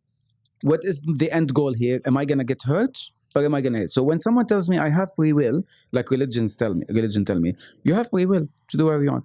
Yeah, but if I do what I want, I'm going to hell. How is that my free will? And am I actually not doing it because it's not okay for me to do it? Or is it because I'm not going to hell? Okay, that's a good question. I feel like I believe C.S. Lewis talks about this issue. There are people that even if they knew the consequences, they are drawn to hell. Okay, there's a place they desire to go. Okay, it's not that actively. Yeah. I'll give you an example. People kind of attract themselves, like groups. Yeah. If you look at drug dealers or druggies in America, they're usually always together. That's true. Whereas I've never been ever like like exposed to a gang, for example. Exactly. Like I've never, right? So, exactly. So people tend to befriend people that they remind them of themselves. Even not only the people, even the events that happen in their lives and the consequences are that they attract eventually, like lead them to those places, which is insane. But exactly, nice. But nice. Yeah. So when you think about people who are maybe they've done wrong in their lives, they've done drugs, they've done so many things, they don't like being in groups which reminds them that they are inferior. Let's say. Okay. So they feel more content with being with groups that make them feel like they're okay for who they are. Okay, yeah. Okay. Yeah. I was gonna try to drive home a point with this. So what we were talking about. So free will and whether we're really free, and then you mentioned C.S. Lewis, right? What he said about C.S. Lewis, right? So then what happens is because when you hang out, you don't feel like you can be a better person. You're too far gone. Yeah. You want to stay in this. Yeah. You created this world in which. And this is what I mean. Like when people, they want hell, they don't actively say, I want to go to hell and I want that. It's that your actions and your depravity of faith of being a better person, because you're in this limbo, makes you a content person with this decision that you've made. Yeah. The example you gave me is a tough one. I'll give you that. The question you gave, if I told you could leave this room, you're free to leave, but I'll shoot you. I'm trying to take that into religion and see how I can better answer your question, because it is a loaded question, no pun intended. Nice one. It is a loaded question. What I would say is, let's assume that God is evil, because evil and good is also it's a different topic, by the way. Is God evil or good? Because what's evil? Is God good because he is good, exactly. or it's like goodness is something existed before? And what is our definition of good and evil? Because back in the day, some things were good, now considered evil. Now things like so. Yeah. So like this whole debate: is God good because he is good, or because he says he is good? Yes. Right. Yes. But from our definition, let's assume God is evil. Okay. Of what evil is. That does not not make him God. Or the creator or the truth of how we came to be. True. Right? Okay. Right. Okay. So whatever we're born or created with, we have to accept the parameters which have been set. Because when people say, well, I can't believe God made me. Like, if I knew about the world, I didn't ask to be born or created, right? Okay. But you weren't a thing beforehand to be asked in the first place. That's like an oxymoron. Okay. Right? In order for you to know about this world, you would have to have existed in it and its parameters. Okay. So now, if you give me the parameter of I'm in this room, if you leave, I'm going to shoot you.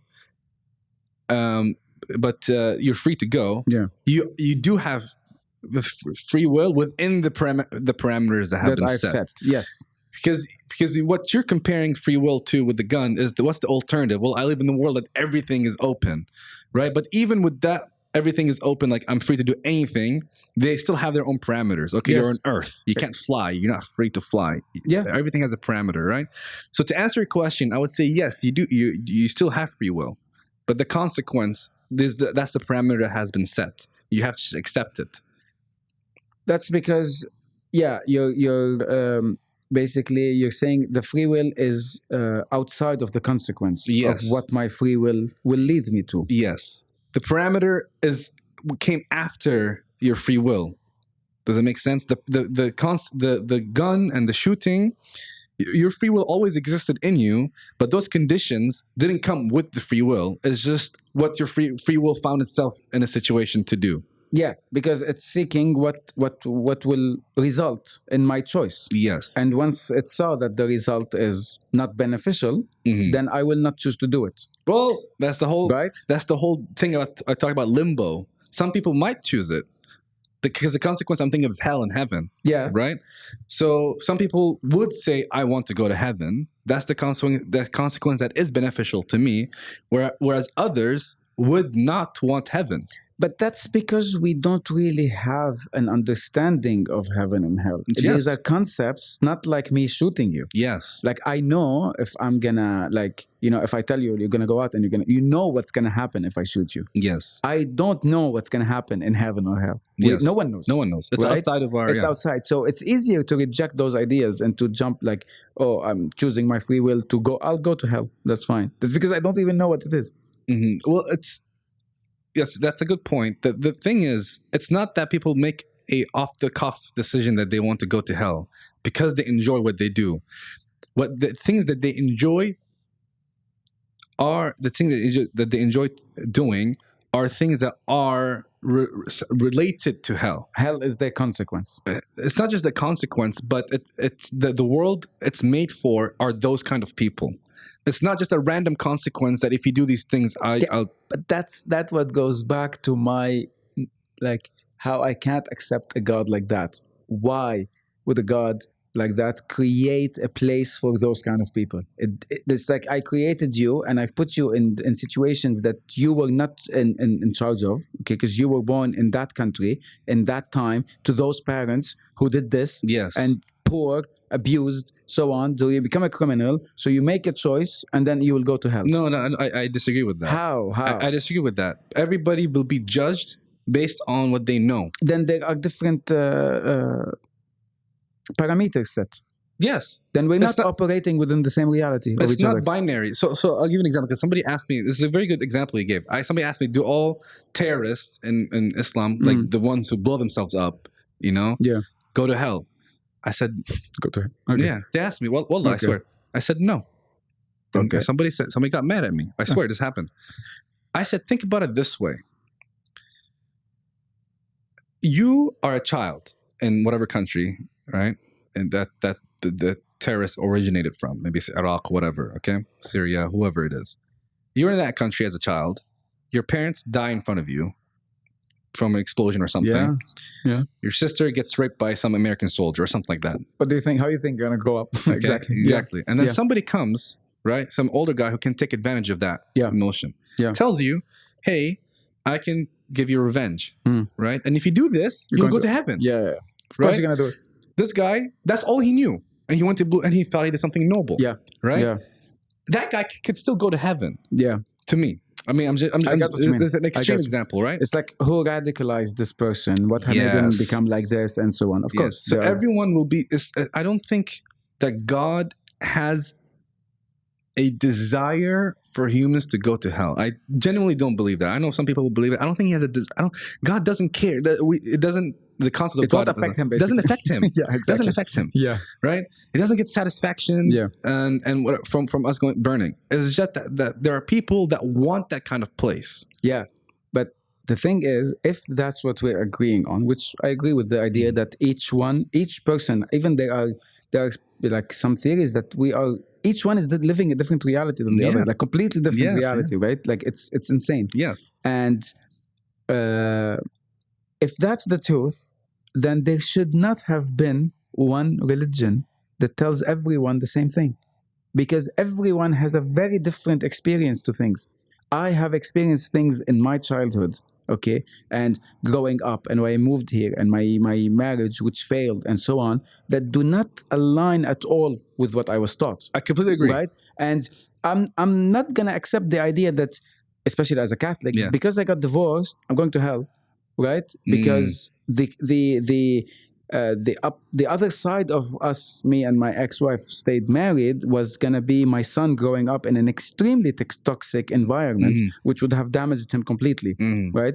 So God, at least sometime, for some point, gave me this idea. Oh, divorce is wrong, and marriage forever, and don't have sex before you get married, and so on and so on.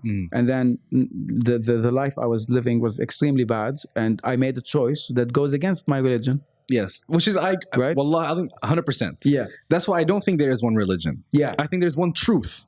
Yeah, there's one truth as to how we came to be. I right? agree with yes. And that's why I say Islam is a completion. Like there's multiple religions that came before. Like for instance, if we were to believe Christianity to be completely true, well, it has a lot of different teachings, of course, than Islam. Yes, but it's the same God. Yeah, that's what Muslims believe, exactly, right? Exactly, right. And so that's why I believe that this is ultimately we're circling back to when I talked to Dan about seeking truth. Yeah, right. As long as because there are things that the absolute truths in Islam that you have to believe no matter what. And there are things that will never, ever, ever affect other people. Okay. It's only individualistic within you, what you believe. Okay. That there is God and there's only God. That he sent these prophets, right? That there is heaven and hell. There's, I forgot the 5 things. They're called the usul al-din. Okay. Okay. Okay. These things, because people, you've heard of the 5 pillars of Islam, yes, right? Yes, of course. I disagree with the 5 pillars. Okay. Okay. Because pillars are like, you have to fast. Okay. We have people where they're physically ill, they can't fast. You have to go to do Hajj. There are people that can't afford it. You can't have a pillar and then say, but in this situation, it's not, and that situation. Exactly. Yes. Okay. You have to go to Hajj, but some people can't afford to go to Hajj. Yeah. Or too sick, or too ill, or too Yeah, right. And so I'm saying like these usul, no matter who you are, okay, everybody has the capability of believing in this. Yeah. Once you're done with this, everything else is secondary. Yes. Okay. Yes. As long as you believe these 5 things that are just beliefs. Yeah. Okay. Yeah. Aqidah. It's just that. Yeah. The tawheed and all these things. Then what follows is then if you want to become a more pious person, right? Because you still have people who are interpreting verses. You have scholars. You have Sunni, Shi'i. You have Hanbali, Sufi. Whatever, right? You have all these branches that are trying to find truth within truth. Yes, right. That to me is I don't care about that. Yeah. As long as you are doing these 5, you believe in these 5 things that don't affect anybody except you. Right? These small things, I mean, God will judge you based on what you know and what your individual reality is. I truly believe that's what Islam teaches. Yeah. I believe it's been twisted because what there's a verse I forgot, astaghfirullah, I'll like misquote it, but it's like whoever comes to me tell me I believe in this without a burhan, without evidence to believe what he was, then I'll punish him. Right?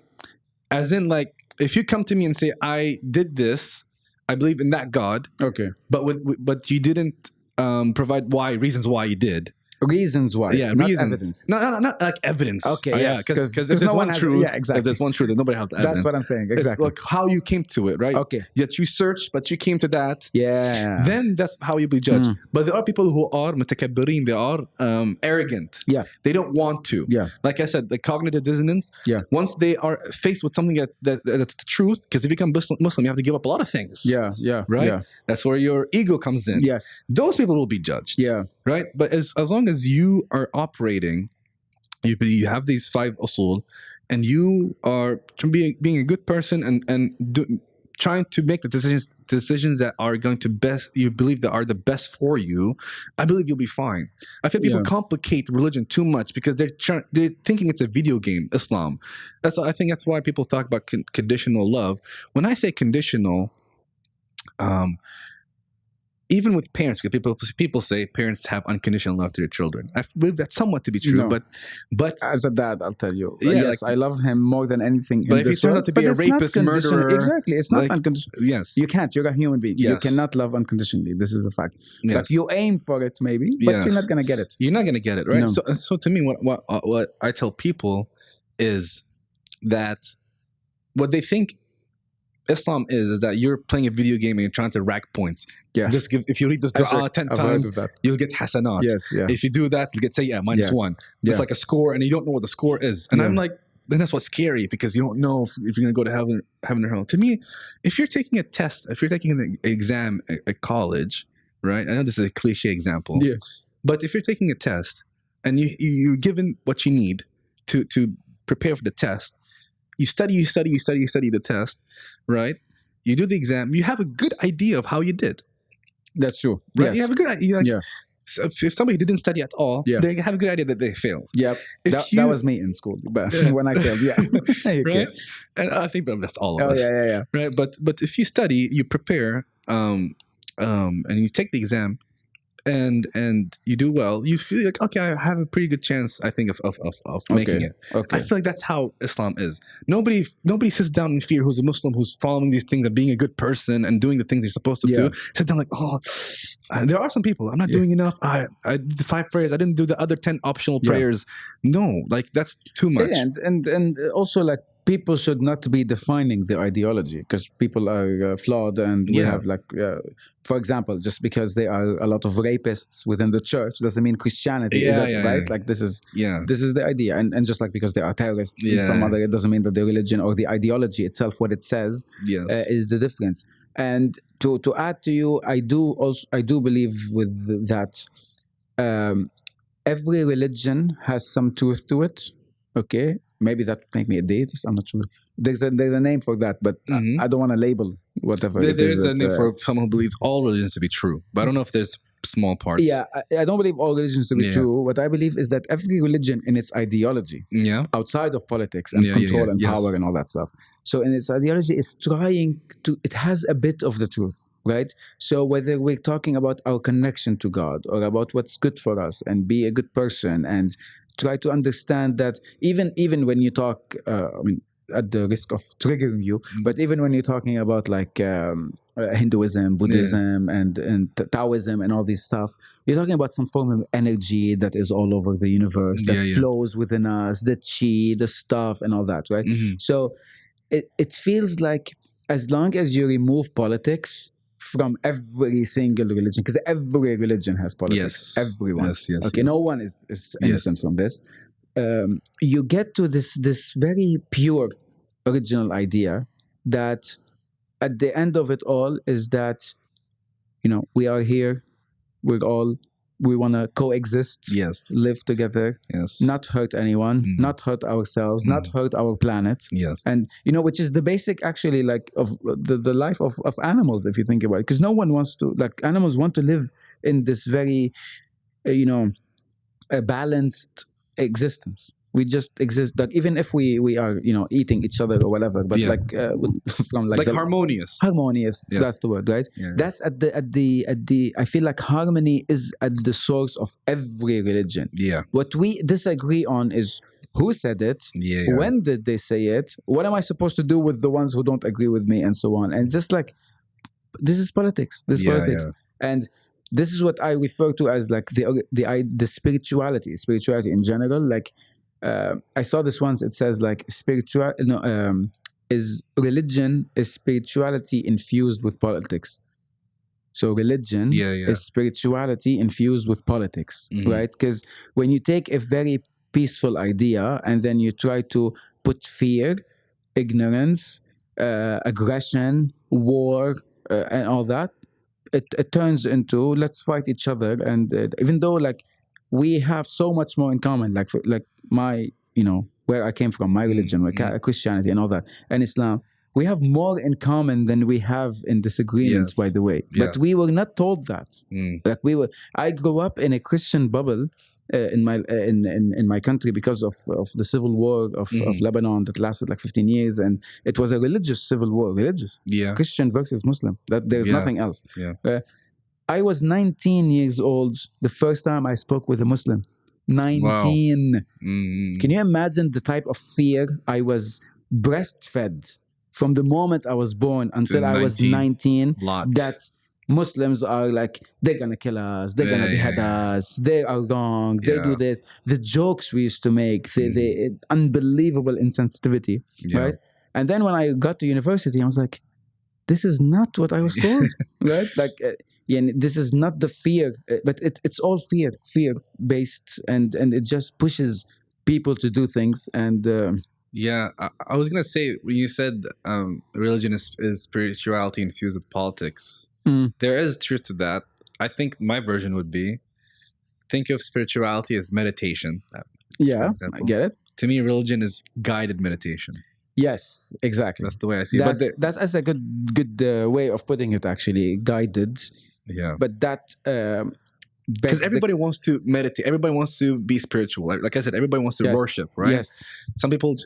but see, this is where I feel Abrahamic religions take advantage of guidance. Yes. Because you are always led to believe that you are incapable of finding the truth unless someone tells it to you. Mm-hmm. And other religions don't do that. So other religions that are not Abrahamic, okay, they tend to push more the self-empowerment, like everything is within you, okay, like you meditate and you do that and you'll get to the truth, the truth. They don't tell you what that truth is, right? Abrahamic religions tell you what the truth is, and they tell you you cannot reach that truth unless someone tells it to you, and you need to go ask the priest, or you need to ask the rabbi, or you need to ask the sheikh, so that they tell you what that truth is, because you are a sinner and you are manipulated by the devil, and so on and so on. Mm-hmm. That is the form of control that I cannot accept in religion. And even though, yes, it could not be the ideology of the religion, it's not like, it's written in Quran that you suck and you don't know anything. It's not written there. Someone's telling you, but it opens that door for and not only does it open the door, it also plays on the culture as well, because Abrahamic religion came from the Arab world, and the Arab world, we have something within us when it comes to being ruled. This is something that you notice, like if you see our history, it's insane. It's insane. Like we have been the most controlled and what's the word, when invaded and so on. No other culture in the whole world has had that. We have as a culture, as Arabs. But we're also a very old culture, though. We are very old culture, but when you also compare us with Chinese culture, and which is extremely old as well, okay, they were not invaded and controlled the way very strong, right? Like it shows different. When you look at history and different cultures, what they've been through, you see a pattern in each one. So like it's interesting, like how Europeans have evolved over time, how Arabs have evolved over time, Americans and so on, and like that. And we have it within our culture more than within our religion, because the difference between Arab and our culture. We have a tendency to need a leader. We are the only ones, by the way, who put pictures of our leaders on buildings and on like if you go to Lebanon, you will see like the president on a big building. Mm-hmm. No one does that. Like, can you imagine in the US if there's a picture of Donald Trump back when he was like on the Empire State Building? You know what they will do? They don't have that. Yeah. Scandinavian countries, for example, are completely religious free, right? Like they don't have religion. Very secular, and all that. And they don't have this idea that they even don't have an idea that they want to fight for their country or fight for... They're pacifists. They're extremely pacifist, and they don't have... They while they like their country, right, they won't like... There was a study that was done that showed that they're the least people who would actually fight for or die for their countries. Yeah. Even though their countries are providing for them more than we can ever. Yeah. Right? We as Arabs, we're on the highest list in terms of like... what's that in Arabic? بروح بالدم نفديك and that's patriotism, but we have taken it more towards religion. Yeah, like we would die for our religion. We intertwined it. Yeah, we would die for our religion. Other cultures don't do that. They would not have died for their religion, right? They would die because their religion told them, like, let's say we're talking about Scandinavians, and let's talk about the Vikings, for example. Okay, they believe that if they died in battle, they would go to Valhalla, which is their heaven, and so on. But it's not because they're defending their religion. It's because that's how they believe that they are rewarded by dying in battle and so on. We are the only ones who carry the religion on our shoulders and want to fight for the religion, not for ourselves, not for our way of life. It's for God. يعني even jihad it's a struggle. But how is it like culturally? How is it understood? Is that we are defending the religion, right? It's not that the religion told us to defend me, or the religion told us if you die in battle you will go to heaven. No, it's just we are understood. Okay, religion is important. I need to protect my God, basically. Is that really? Yeah. What jihad is? No. That's what is culturally now. Culturally, yeah. I mean, that's how it went. Humans, that's what I'm saying. Flawed, that's why I'm saying that we are. That's not what the religion says. It's what our culture has infused. Which sucks. That's why you have to remove yourself and restart. Exactly. That's what happened when I removed myself from Bahrain and went to America. My eyes got opened, you know? And then I had a more refined version of what I believe when it comes to faith and religion. Have my own identity. And to summarize my identity is what I told you about the 5 usul. And then you just seek truth. I'm not going to come, you know, it's like I exchange ideas, I exchange my opinions with people, but I never want to have a position where impose or I'm right and you're wrong. Right? Because most people nowadays, when they want to debate, they want to protect their identity. They want to defend their position rather than both of them seeking truth together. Yes. And because why? Because a lot of people carry the religion as their identity. Yes. They are religious by identity, not by choice or by, you know what I mean? Yes. So it's like, if I'm not defending the religion, then I'm not defending myself. My identity. And that's where we move into the extreme side. And even with you, like the fact that you ask the question and you found your answers, even if they're the same answer as before, it doesn't matter. As long as you made that choice to accept those answers, then all the good, better for you. But there's always that question that, you know, maybe I was more susceptible to Islam because I was born. I get it. Which is something sense. I struggle with too. I'm like being honest. Like, okay, if I was born as a non-Muslim and I heard about Islam, would I have been Muslim? I'm telling myself, I went there and I questioned Islam and I did. This is true, right? But is it pure coincidence that I became Muslim again? I mean, probably not. I get it. You know even with people who convert, not just from another religion to Islam, from Islam to, like, the conditions in which they converted in are like have a lot of impact on. So, for example, like Muhammad Ali, the boxer, right? He was Cassius Clay, and it was his slave last name, right? And all that. And he was living in this white Protestant America, which were like treating them very bad. Okay, you're free, but like you can't apply for a job, you can't you have to be drafted. There's consequences to being black. Exactly. Consequence to being black. So he said, I reject this religion. I reject this Christianity. I'm gonna turn to Islam, right? So he turned to Islam and everything, but it was conditioned, that choice that he made. It's because he rejected something and then chose something else, something else, right? So it's all based on like the nurture versus nature. And the parameters, what you said, like when it comes to free will. It's all about the parameters, and that's where we choose to go at the end of the day. And that's the world we live in. Like, those parameters have been there. That's the reality. That's the reality. Like our reality is based on cause and effect. Yes. That's it. It's a law, one of the 12 laws, right? And whatever you do has an action. What action has a reaction, was a consequence.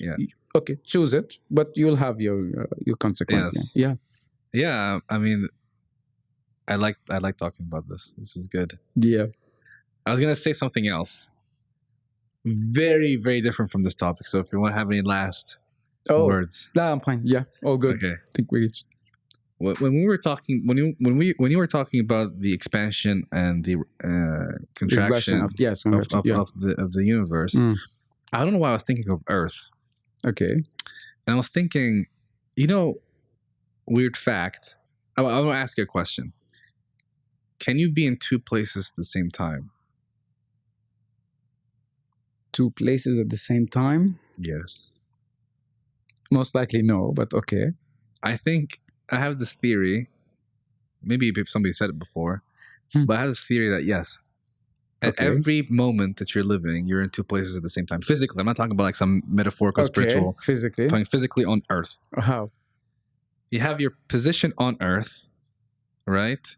and you have your position relative to space. What I mean is the planet. It's moving. The Earth is always moving. Yeah. There's no such thing as absolute motion. Yeah.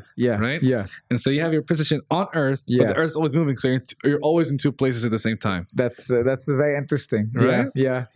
There was even this joke that was done about like time travel. Okay. So it's like, I want to go back in time to this exact moment, right?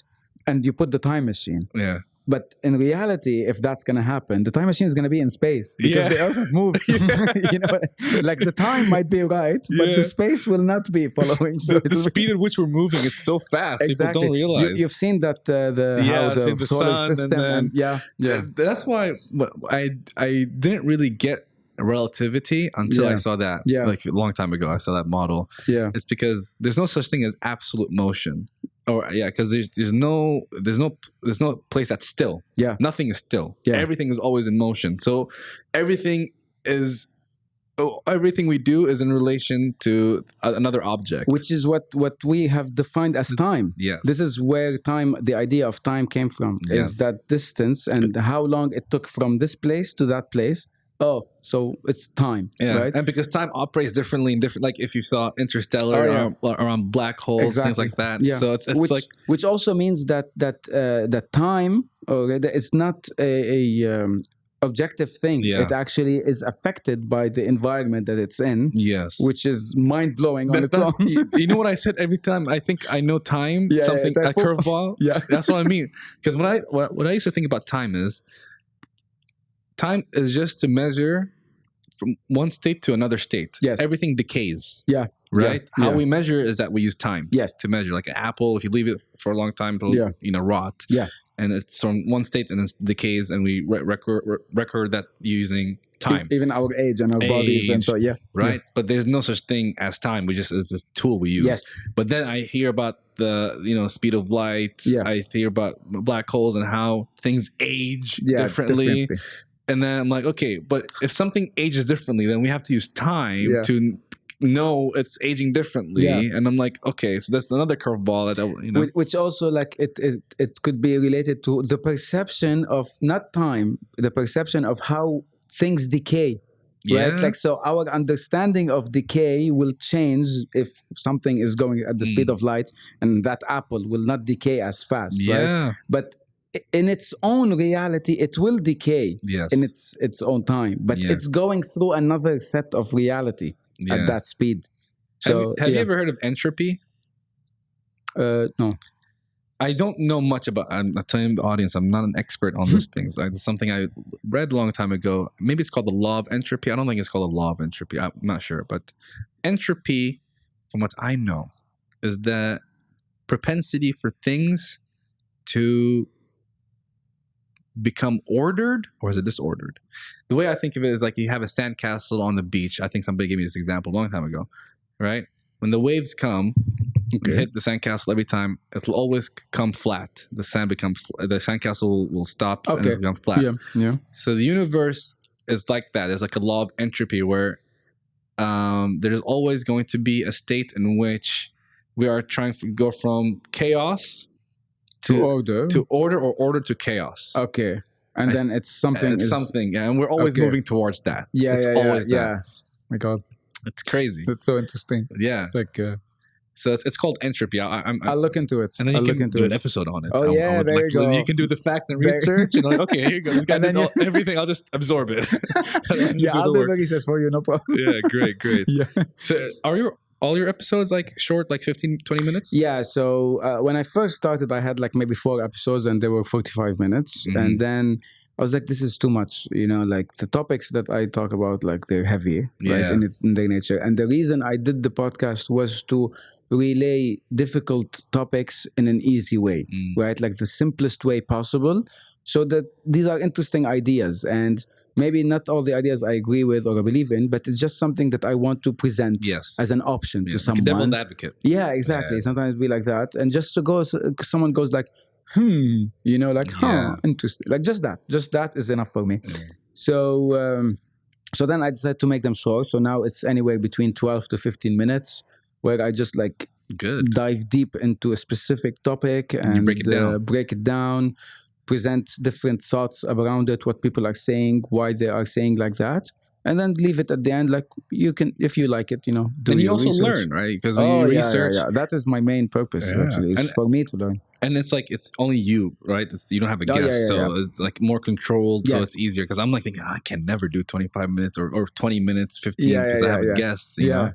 So then I was thinking, because he's doing it himself, it's more of like a educational. Yes. And who is it?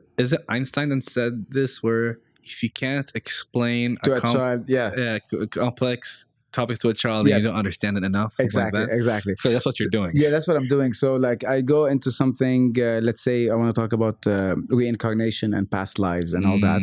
And obviously, it's such a very deep topic that will go on for ages. But I break it down into, okay, so what does religion say? What does people outside of religion say? And why I believe or don't believe in it?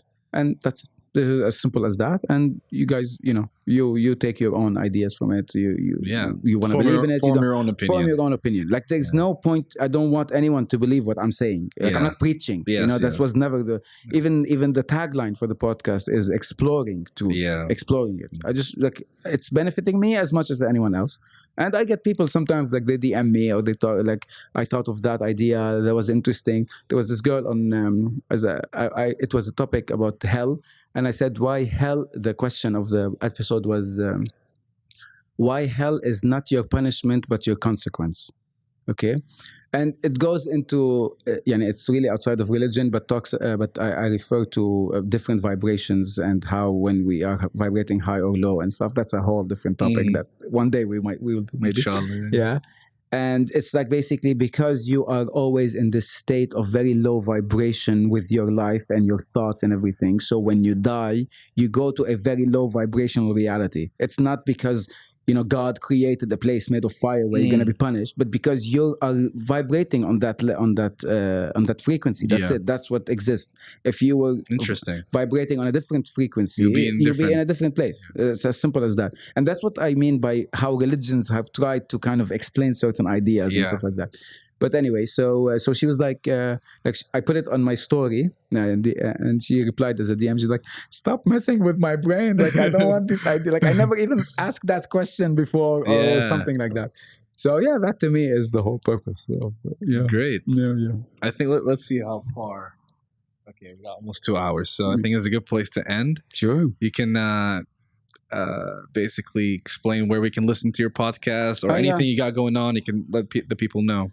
Yeah, so basically for the podcast, since we're talking about it, it's Paradigm Shift with Sergio El Halabi, and it's on every podcast player you can find, Google, Podcast, Spotify, Apple, everything. And I also have an Instagram page. It's called paradigm.shift.experience, so Paradigm Shift Experience. And there I post stuff that I talk about during my podcast, but I make them more visual and more, pleasant and eye candy and stuff like that. Since I'm a designer, I might as well benefit from that. Yeah. Okay. Yeah. So I'm just learning. That's very hard for me. Yeah. So that definitely I use my marketing skills from before to do that. And and if you're in Bahrain, come to the Raven's Nest, pop in, and dude, check out Raven's Nest because they have board games. Yeah. I think last time I went there is for the movie night where we watched. Movie night. We also have a discussion club where we talk about stuff like that, but it's more social and psychological stuff. More people. Stuff, book clubs, what have you? D&D, Dungeons and Dragons. People love that as well. So, that's a great place. It's very close to my house. It's Daya Road. All right, man. It was a pleasure having you. I can I just say, this episode is exactly what I envisioned and imagined in a good way. Yeah. Right, because I love having these type of conversations, and it's like I said, I value seeking truth together, because before I started the podcast when I was in America, most of my because I was a Muslim in a Christian college, I would have conversations where I had to defend my faith or I wasn't used to seeking truth together until I met my close friend, right? And so but for a long time I had this identity in defending and debating people and things, right? Yeah. And there's always going to be hints of that. Even when I talk to you, I heard like, but there is more beauty in finding truth together, or just explaining our perspectives and being right. Oh, I agree, because it's not so much defending your idea as much as presenting a thought, basically. Yeah. I'm just presenting an alternative. This is what, and you're free to do with that alternative what you want. Yeah, but turning that switch, because there's one switch when you explain some things. I'm like, I have an answer to that, or I want to say that, but then I'm like, I just flip the switch. I'm like, just listen, you know, and exactly, and just enjoy it. You know, there's beauty in that. You don't have to always, if he's talking about this person in history, I have to like, but this is my opinion on it. Like, who cares, man? Like, we're just doing this for fun. This is just a place where we can archive our thoughts. That's podcast. To me, that's not just in terms of the podcast, but in terms of life. This is all what just experience every side of that it has. Like, that's my obsession, to learn as much as I can and talk to people and get to know them, because taking ideas and seeing how other people think is part of life and part of going, like, you know what I mean? Like, I've had debates with people who would just like, no, like, you can't talk to them, and they take it as such an attack on themselves if you're challenging an idea or a religion or something, and it's like, it has nothing to do with you. That's what we said, it's identity, because that's how they're identifying themselves. Reminds me of I forgot who said this, but he says, I've never met a wise man who I've lost to, and I've never met a fool that I've beaten. Yes, right? Yes, it's exactly, like that. Exactly. And I like that he says lost to. He's not saying I've won against a wise person. Yeah, it's not a game of winning or losing. Yeah, right. It's when you say I've lost, it just means I have been like bested, or but he means like we just talked. I did not benefit as well. Yeah, like imagine talking with a fool, like he put it right for an hour and a half, and at the end of like, I didn't learn anything today. Right? It's, that's why I stopped. Like, there's some people that just want to debate. I know some people that just want to debate me on things, and their whole identity revolves around beating me. I'm like, I beat you in that argument or whatever, and like, okay, good for you, man. Even though I don't think you did, but it's like, if I say this chair is green, okay, it's blue. Someone says blue.